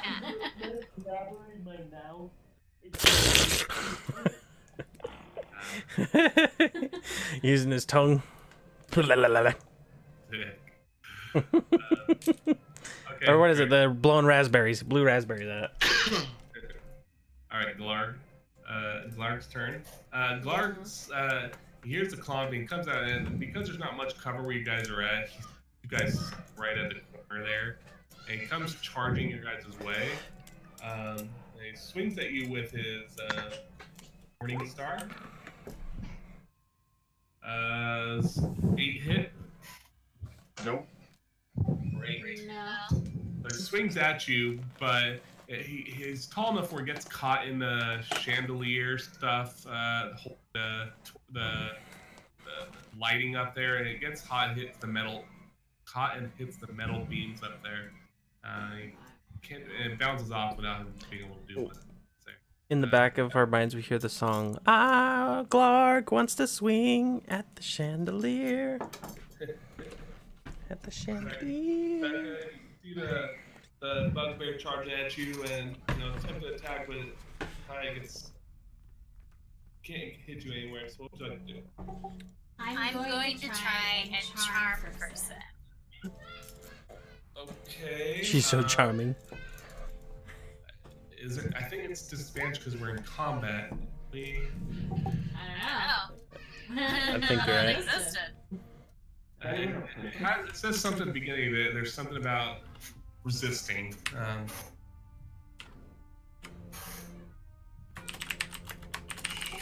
Okay, so it must take a wisdom saving throw and does so with advantage if you or your companions are fighting it. Okay, yeah, so it's going to do it with advantage, so be aware of that. Okay. That. Alright. No, it gets two rolls. We'll try it. We'll see what happens. It's wisdom. Okay, 17 against your spell save, right? Yeah. Okay. So you try charming it with good looks and a witty nature, and unfortunately the bugbear, he's enraged at this point. He lost his favorite sword. There was a collapse in his favorite torture areas. He's pretty mad, so he's not taking any of that charmingness from you at the moment. Will he attack me if I retreat? I'd say. Or can I disengage?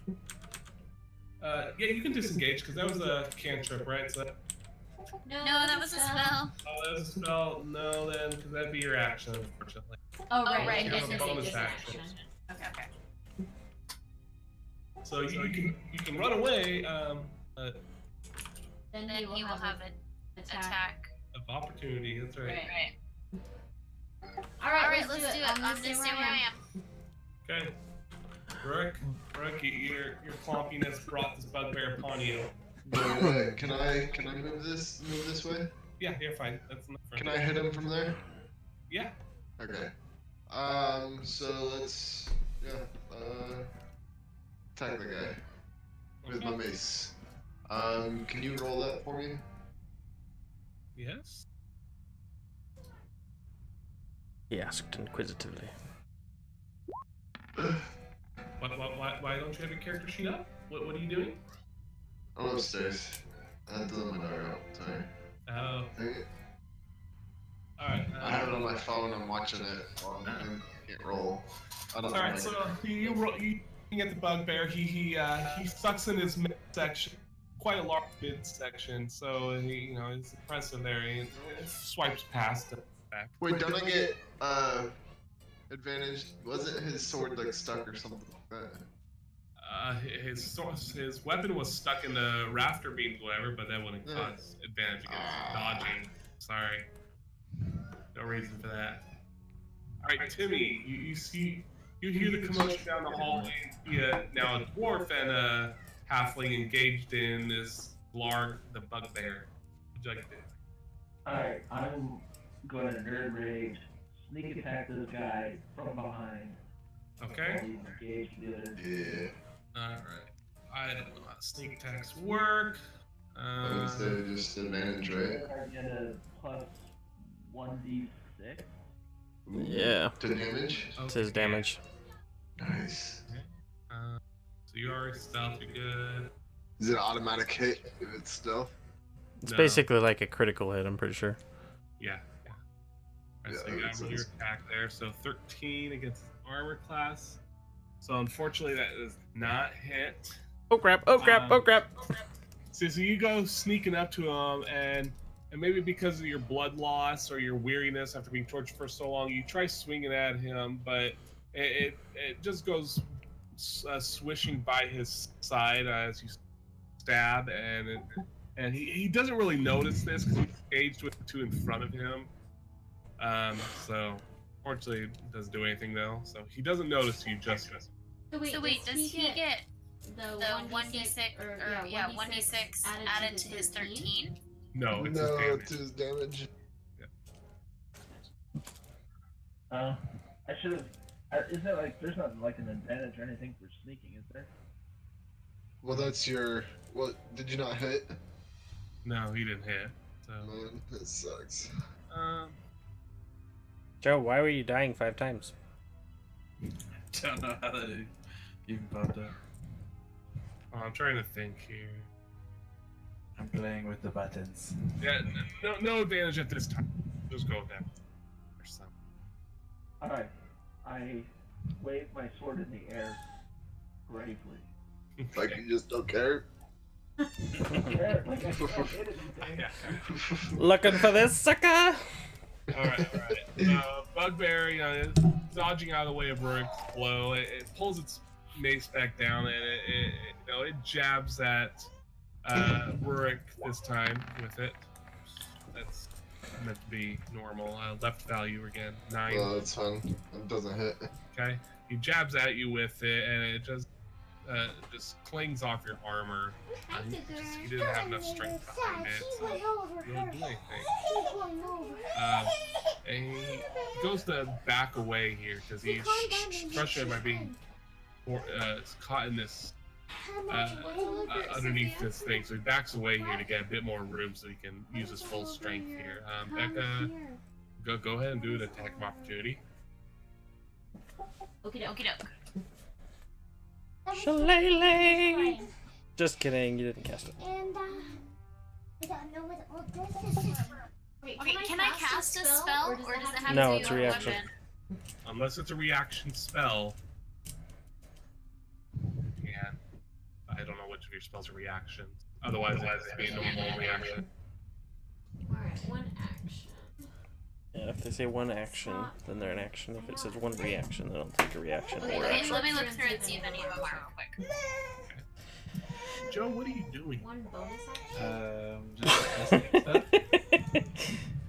Okay. Stuff going off everywhere here. I'm bored. So what about a bonus action? Is that not the same thing? Oh, bonus action would be during your turn. Alright, Alright, I'm gonna throw my javelin at him. Okay, so go ahead, roll your attack. Okay, so it's a miss. Alright, so you throw your javelin at him as he's trying to get away here, and he ducks out of the way, definitely sidestepping you. Okay, he backs up back to this doorway of this room right here. Okay, so now it's actually your turn. So he's still in the doorway and I can still see him, right? Yes.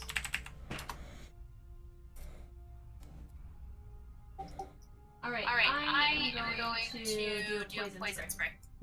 Okay. Stop, Penelope. Stop. Team. Alright, so you spray your poison at him, and he ducks inside the doorway here and avoids it. Stop it, Penelope. Cursed bugbear. Would you like to do anything else, Becca? Nope, I'm good. Yes, your turn. Alright, so I'm gonna shoot him with my crossbow. I can move after I attack, right? Yes. Okay, I'm gonna shoot him with. Split up. You can attack, move, or sorry, Okay. move, attack, move, or. Yeah, I want to shoot him with my crossbow. Okay. Team miss. So Okay. and he ducks back inside that. That's a. He ducks back inside that doorway. Can you guys see that too? I Yes. can't. Oh, I thought it was just me. Full screen turned red. Sorry. I don't see it for some Oh, we I don't see don't it. see it. Just you. just me. I think it's whoever you give permissions to see it. Oh. So yeah, crossbow. You shoot crossbow, but again ducks back in that doorway while peeking out. Fireworks. Okay, I'm I'm gonna gonna close that window. run over to here. Wait a second. Okay. And then I'm gonna yell Fair enough. down the hallway to the other guys. I can't. Hey, Oryx, Flint, stop looting. We need your help. Fantastic. All right, so you definitely do that, and they are aware. So you Flint, two go. Did you hear something? I didn't hear anything. I heard loot as much as you can, and then come here. Jimmy, it's your turn. You see Oryx, Clark back down the hallway there. The Flint, roll initiative. Back in other rooms. What else would you do here? At this point, Estella notices your presence there once the bugbear has vacated the space blocking you. So. Alright, but the bugbear, we're still engaged, and he's in the act of running away. So like if I He's move, in the act of hiding away in the room right there. All you know is he went down that hallway, so you're not entirely sure what he's doing down there. You just have your view. Okay. And what kind of creature is it? Stella? So, Glarg is a bugbear, which is a goblinoid type of creature. It could be considered a very large goblin. Yeah, I know what that is. I'm a halfling. Stella. Oh, Estelle's a halfling. Sorry. Oh. So I see a halfling. Yep. He's obviously against the bugbear. Right. And I've got 5 hit points. I don't know what I'm gonna do. That's a weird situation to be in. Right? I surrendered to her. Is Rorik over by me again, or is he still? No, I'm still over here. Yeah, he's over there because I can rocks move would have over. taken movement speed and stuff like that. Yeah. And that's all I can do. Are we still engaged? I'm assuming. Yes. We can disengage if you want, right? Like, Yeah, if you guys all wanted to disengage and back away from it, you definitely if you can. wanted to come over here, Estella, we probably Because could. then Group. we could give him some of the armor or the whatever that Rorik picked up in the chest. Yeah. Between you, between you and Tim, Doing a potion? Blue. Maybe So- even spell. The other guys heard your guys' call for help, but Or did we? Well, we rolled initiative, so I guess we did. That's true. Okay. So it's really up to Timmy what he decides to do. yeah. Well, He wants to. I motion like I'm surrendering to the halfling. okay, great. I surrender to the halfling. All right, so the halfling definitely sees you and turns her attention towards you, her weapon at the ready, and you know you're coming out with your hands. You know you have this, but she can clearly see you're and damage, and you were probably the one running away from Clark this time, and so you can safely get to her, maybe out there. Glarg does see you guys at home, but he's not coming out at the moment. He's not brave enough to leave that room at this current time. So, Groovy. so we're. Is that all he can move?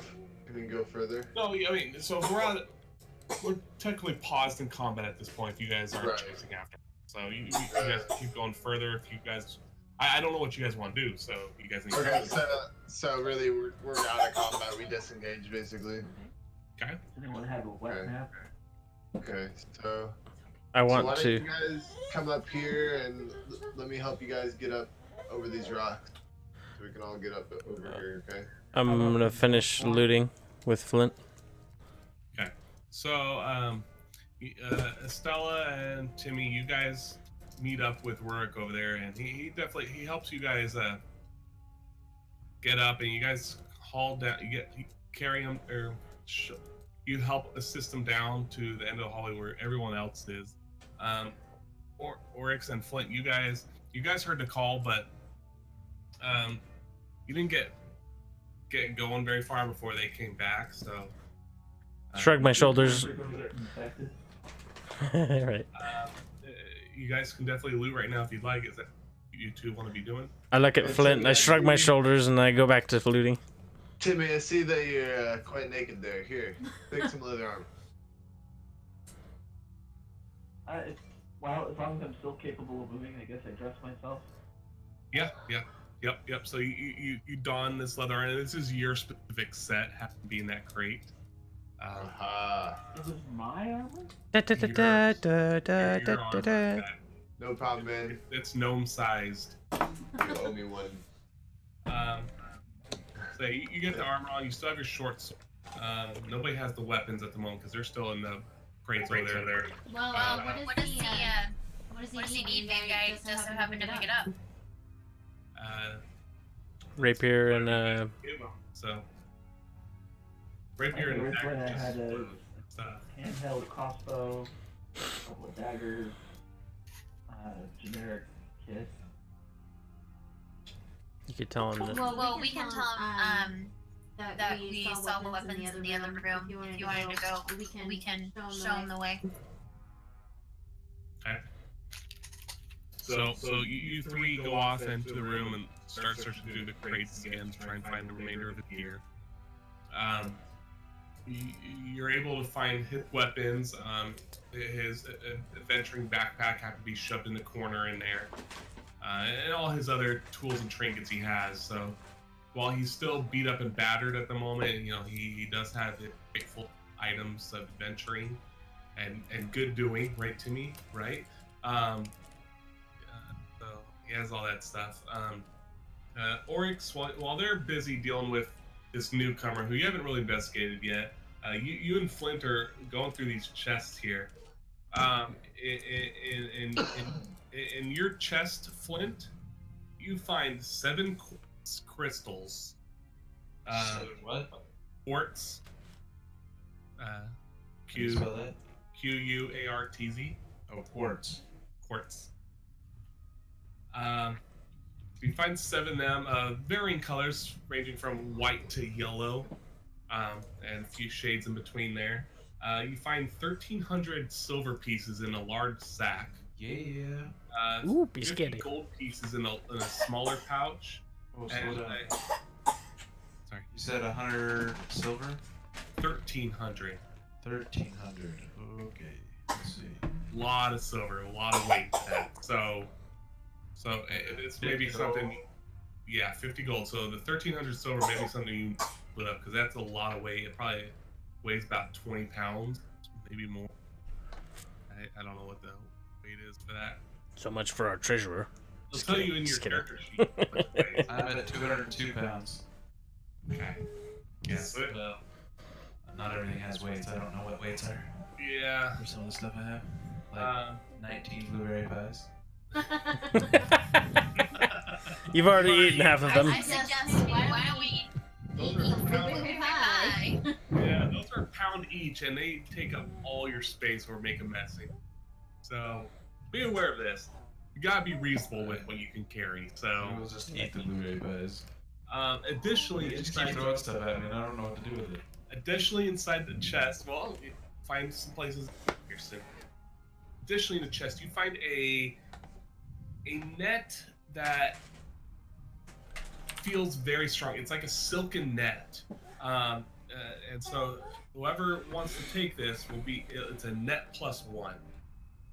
So that's what the item is, and you can search. It's a +1 net +1.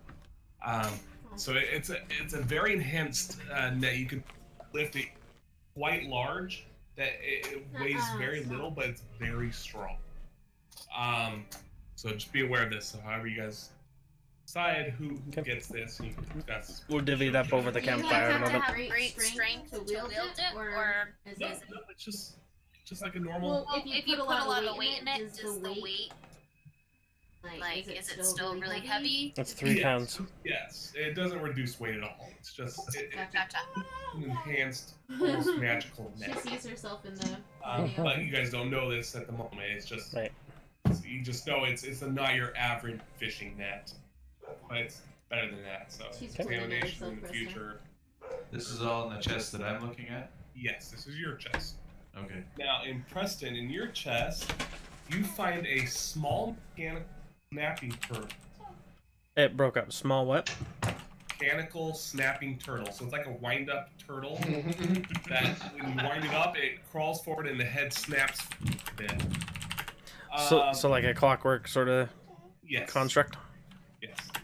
Additionally, you find 7 banded agate crystals or gems. They're translucent, striped with brown, blue, white, or red stripes in them. You find 7 of these. Okay. There are 2 regular potions of healing. Okay.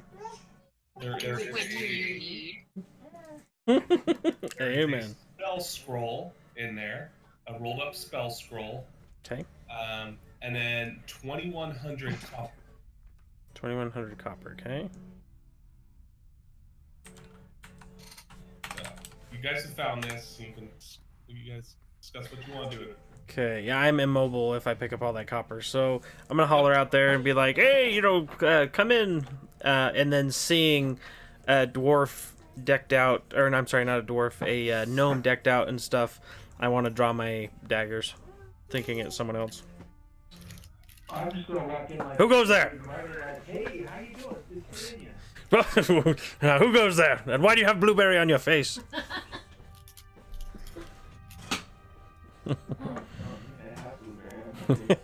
Oh, I thought Joe was eating pies.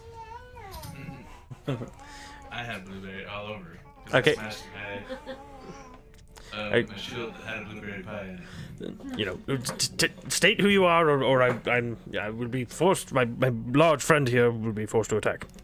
Now is a good time to use that scroll of Prestidigitation? Yes, that word. I'm just gonna like introduce myself as Timmy. Hi, I'm Timmy, Timmy. I'm still. So glad you guys came along. So glad to be your friend. I'm still leery of him because I at this point haven't seen my other companions. I'm like, okay, Timmy, what are you doing here? Oh, I'm your friend. Timmy, go and roll a persuasion check for me.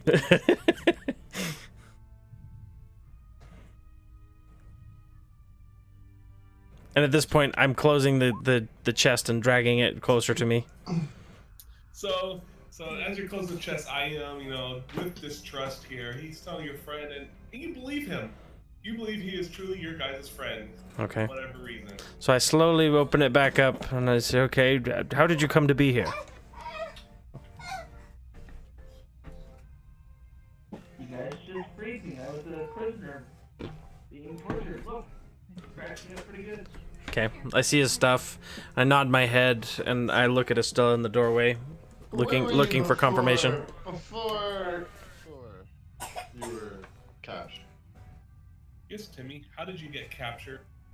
Where were I don't you know. That before wasn't included this? in the backstory.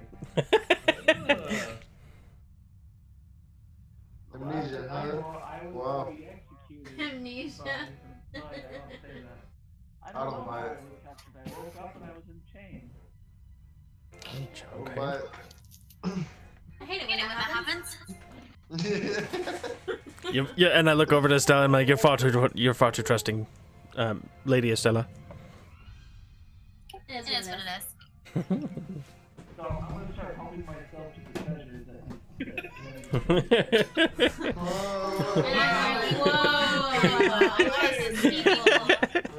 I'm gonna, Friend, though. not knowing how to respond, I'm just gonna throw my body on the top of the chest and just clutch it. Greed. Whoa. we're not quite there yet. We'll share our food, but not anything else. Pull out my gun. Wait. And so I guess because of the roll earlier, I'll lighten up and I say, for your trouble, I suppose you do need something for the road, and I'm gonna give him all the copper because I don't want to carry it. And I just look at it, Lady Estella, like I could carry it, so it might as well. There's 2,100 copper pieces, so you guys definitely between that and the silver, you need to decide how you want that. That's a lot. So there's the turtle, that, and the crystals, right, in there? The turtle weighs about 5 pounds, by the way. The net weighs, I don't know, whatever. How much can we carry? I'll take the net. When you add it, it'll tell you if you're heavily encumbered or you're immovable. I'm encumbered. Heavily? I'm pretty sure we all are. As long as it doesn't say immovable. Yeah, that's the thing. If it says immovable, you got too much. The weight net is 3 pounds. I'm heavily encumbered.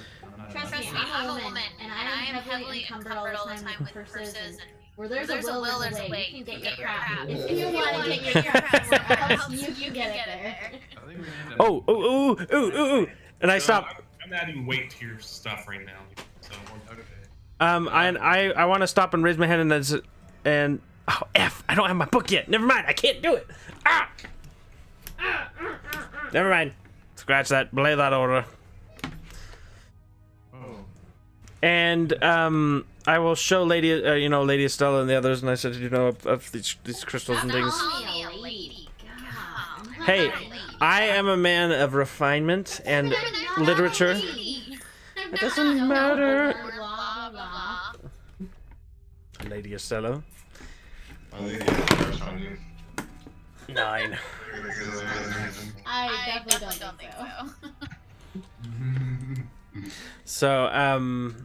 Yeah. So I want to take those others, and I'll put them away, but I'll nod and let them know that we can sell them in the market or something later. For the net, as a ritual, I want to do cast Identify. Okay. Double check. Mother heck! No, it's in the Book of Shadows. Never mind. Keep your stupid net. I'll wait. Sorry. I will get to it tonight. I'm gonna guess here. Okay. Can I dump my silver on Rick? I'll take some. How much you got? 1,400. 1,400. 1,415. I can take some. I am heavily encumbered. Okay. So I'll take that out. You can carry it all? Yeah. Okay, good. Oh my gosh.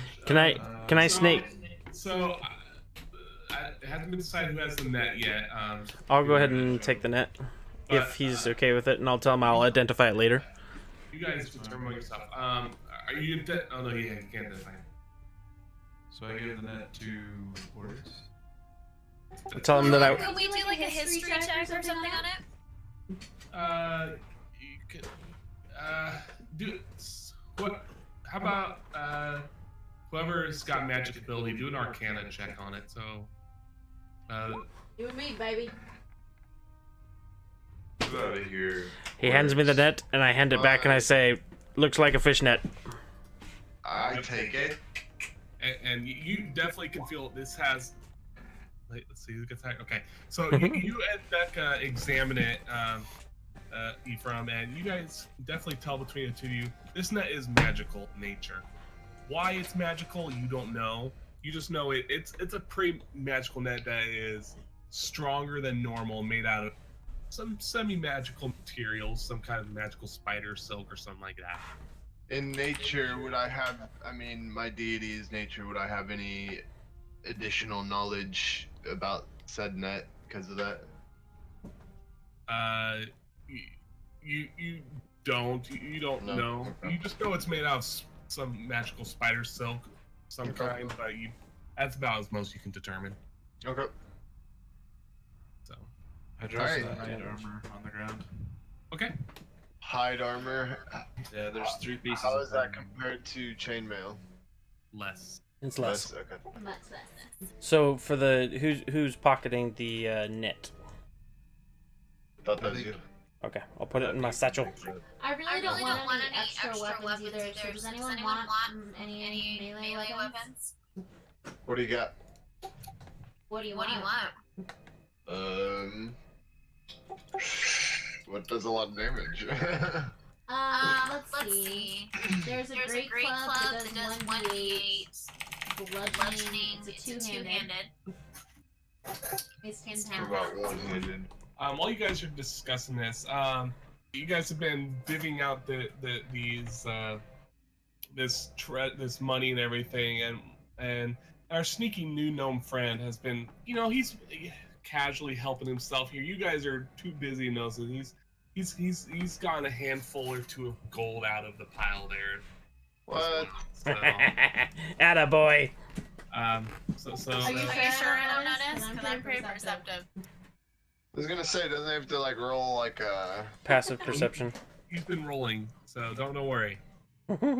Passive perception is what you gotta look at. Yeah. How can we not see his rolls? He whispered them to me. So, Oh, that's actually, lame. do slash DM roll and then do your equation. It'll whisper it to me only. So don't worry about it. So Perfect. You have to tell me. We can't roll like a perception we can't roll like a perception or something. No, it's passive this is- perception. Yeah, this is based off passes, and he definitely beat every one of these. So Excellent.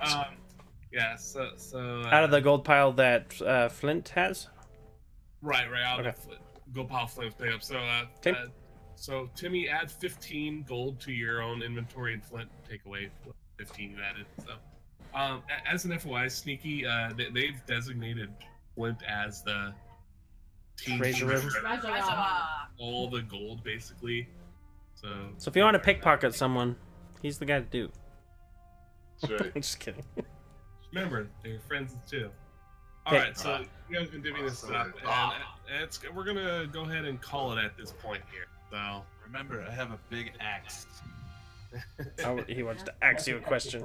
And I like taking people's heads. Okay. As we're ending it, I just want to get prepared for next time to go look at it. I don't know. I don't really see rolls, so. yeah, you guys did not notice him just speaking a hand or two in there. As we thought. Perfect. Preston, go ahead and do. Where's that at? Number here somewhere. Okay, roll an Arcana check for me. If you're investigating that rune.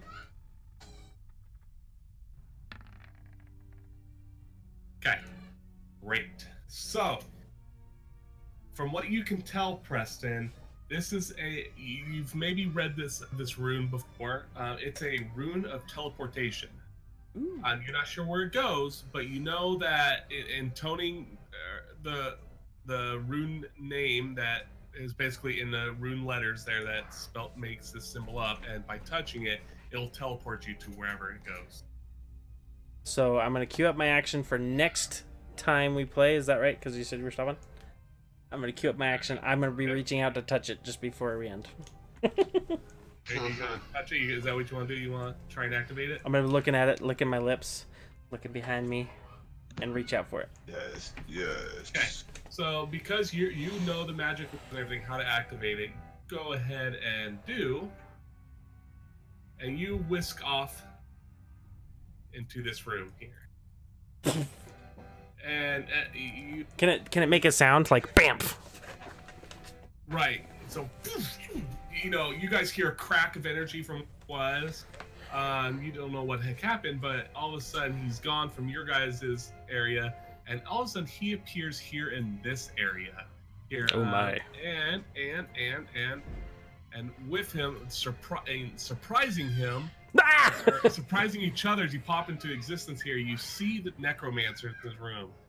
In this room, you also see there's it's pretty dark, but it's dimly lit by a large circle on the ground with a symbol in the middle of it. The necromancer is there. He's very surprised by seeing another person come in here. He seemed to be in the middle of a chant or something. Okay. And that's where we're going to end it right there. Oh, yeah. Gotta get the suspense up. Yep. All right. So good job, guys. Woo! Nobody died except for me. Finally- Almost. Yeah, you survived this time. I am the spellcasting meat shield. So now we got a new player. Sneaky, Awesome. we play every Friday night at the same time. 6 Mountain, 7 Central. Yep. So we And then if we have scheduling conflicts, we've just been putting it in the Discord channel so everyone can coordinate. Okay, awesome. So we'll meet again next week. I'm glad we can have another person to join again here. Yeah. Go Especially a over- stealthy type. I like it. Yeah. Right. New mechanics going on here. If Becca goes into beast form and or spider form, can I ride the spider I'm not that big. like a mountain? Be like, wahoo! I'm just a medium size. Oh. Well, I bet Sneaky could. He's small enough. Gosh. Alright. Hi ho, Silver! Playing PUBG with me now. I am So going glad to now that all of your gold is now my gold. Thank you very much. I like it. I'll play some PUBG. I'm gonna go ahead and go to bed for work in the morning. Work. It's Saturday tomorrow. I know they got a go live event for the stupid night. Gross. Growth. I know. The Comic-Con Comic-Con tomorrow, so you know That's that's working too. Oh no. You guys. All right. Thanks everyone for playing. He's out. Yeah, thanks. Josh, Yeah. if there's stuff Thanks, you want to Bonefish. see, go ahead and message me. So I gotta start planning more content here, especially for next week. So if you guys want certain things, let me know. Sounds good. All right. Have a good night. all. Good night. Yeah, I gotta wait until I find my book. Well, technically, I could get my book automatically, but I told him I wanted to find it because I don't want to just be like, poof, I have a book full of spells. You're magical. Why not? What's the difference? Thanks, Fiendman. Right? No, well, like my guy, Warlock's at level 3. I took the tome. What do you call that? Specialization. So basically, what it gives me is a tome that's granted to me by the Fiend, who's my otherworldly patron, and then it allows me to have like a crap ton of spells inside of it. But like I told Corey, I don't want it to just be the I walk in, we leveled up and then suddenly poof, I've got a book in my hands, like, so I'm gonna be underpowered till I get that book because it basically like chops my ego in half. I So think I'm gonna need to find a one of those magic bag of holding. Oh, seriously? Seriously. We definitely need to find a bag of holding at some point, or commission someone to make one. Yeah, no, like I'm encumbered with my starting gear. I know, right? Right, we're all in that same boat. I wonder how much the bag of holding, because bag of holding, it doesn't weigh, whatever you stick inside doesn't weigh anything, because it's an arcane. Yeah, it's an actual bag. You'd be able to have whatever you want in there. Mm-hmm. As long as you can fit it in into the bag itself. Everything fits in the bag of holding, right? Right. Little shit.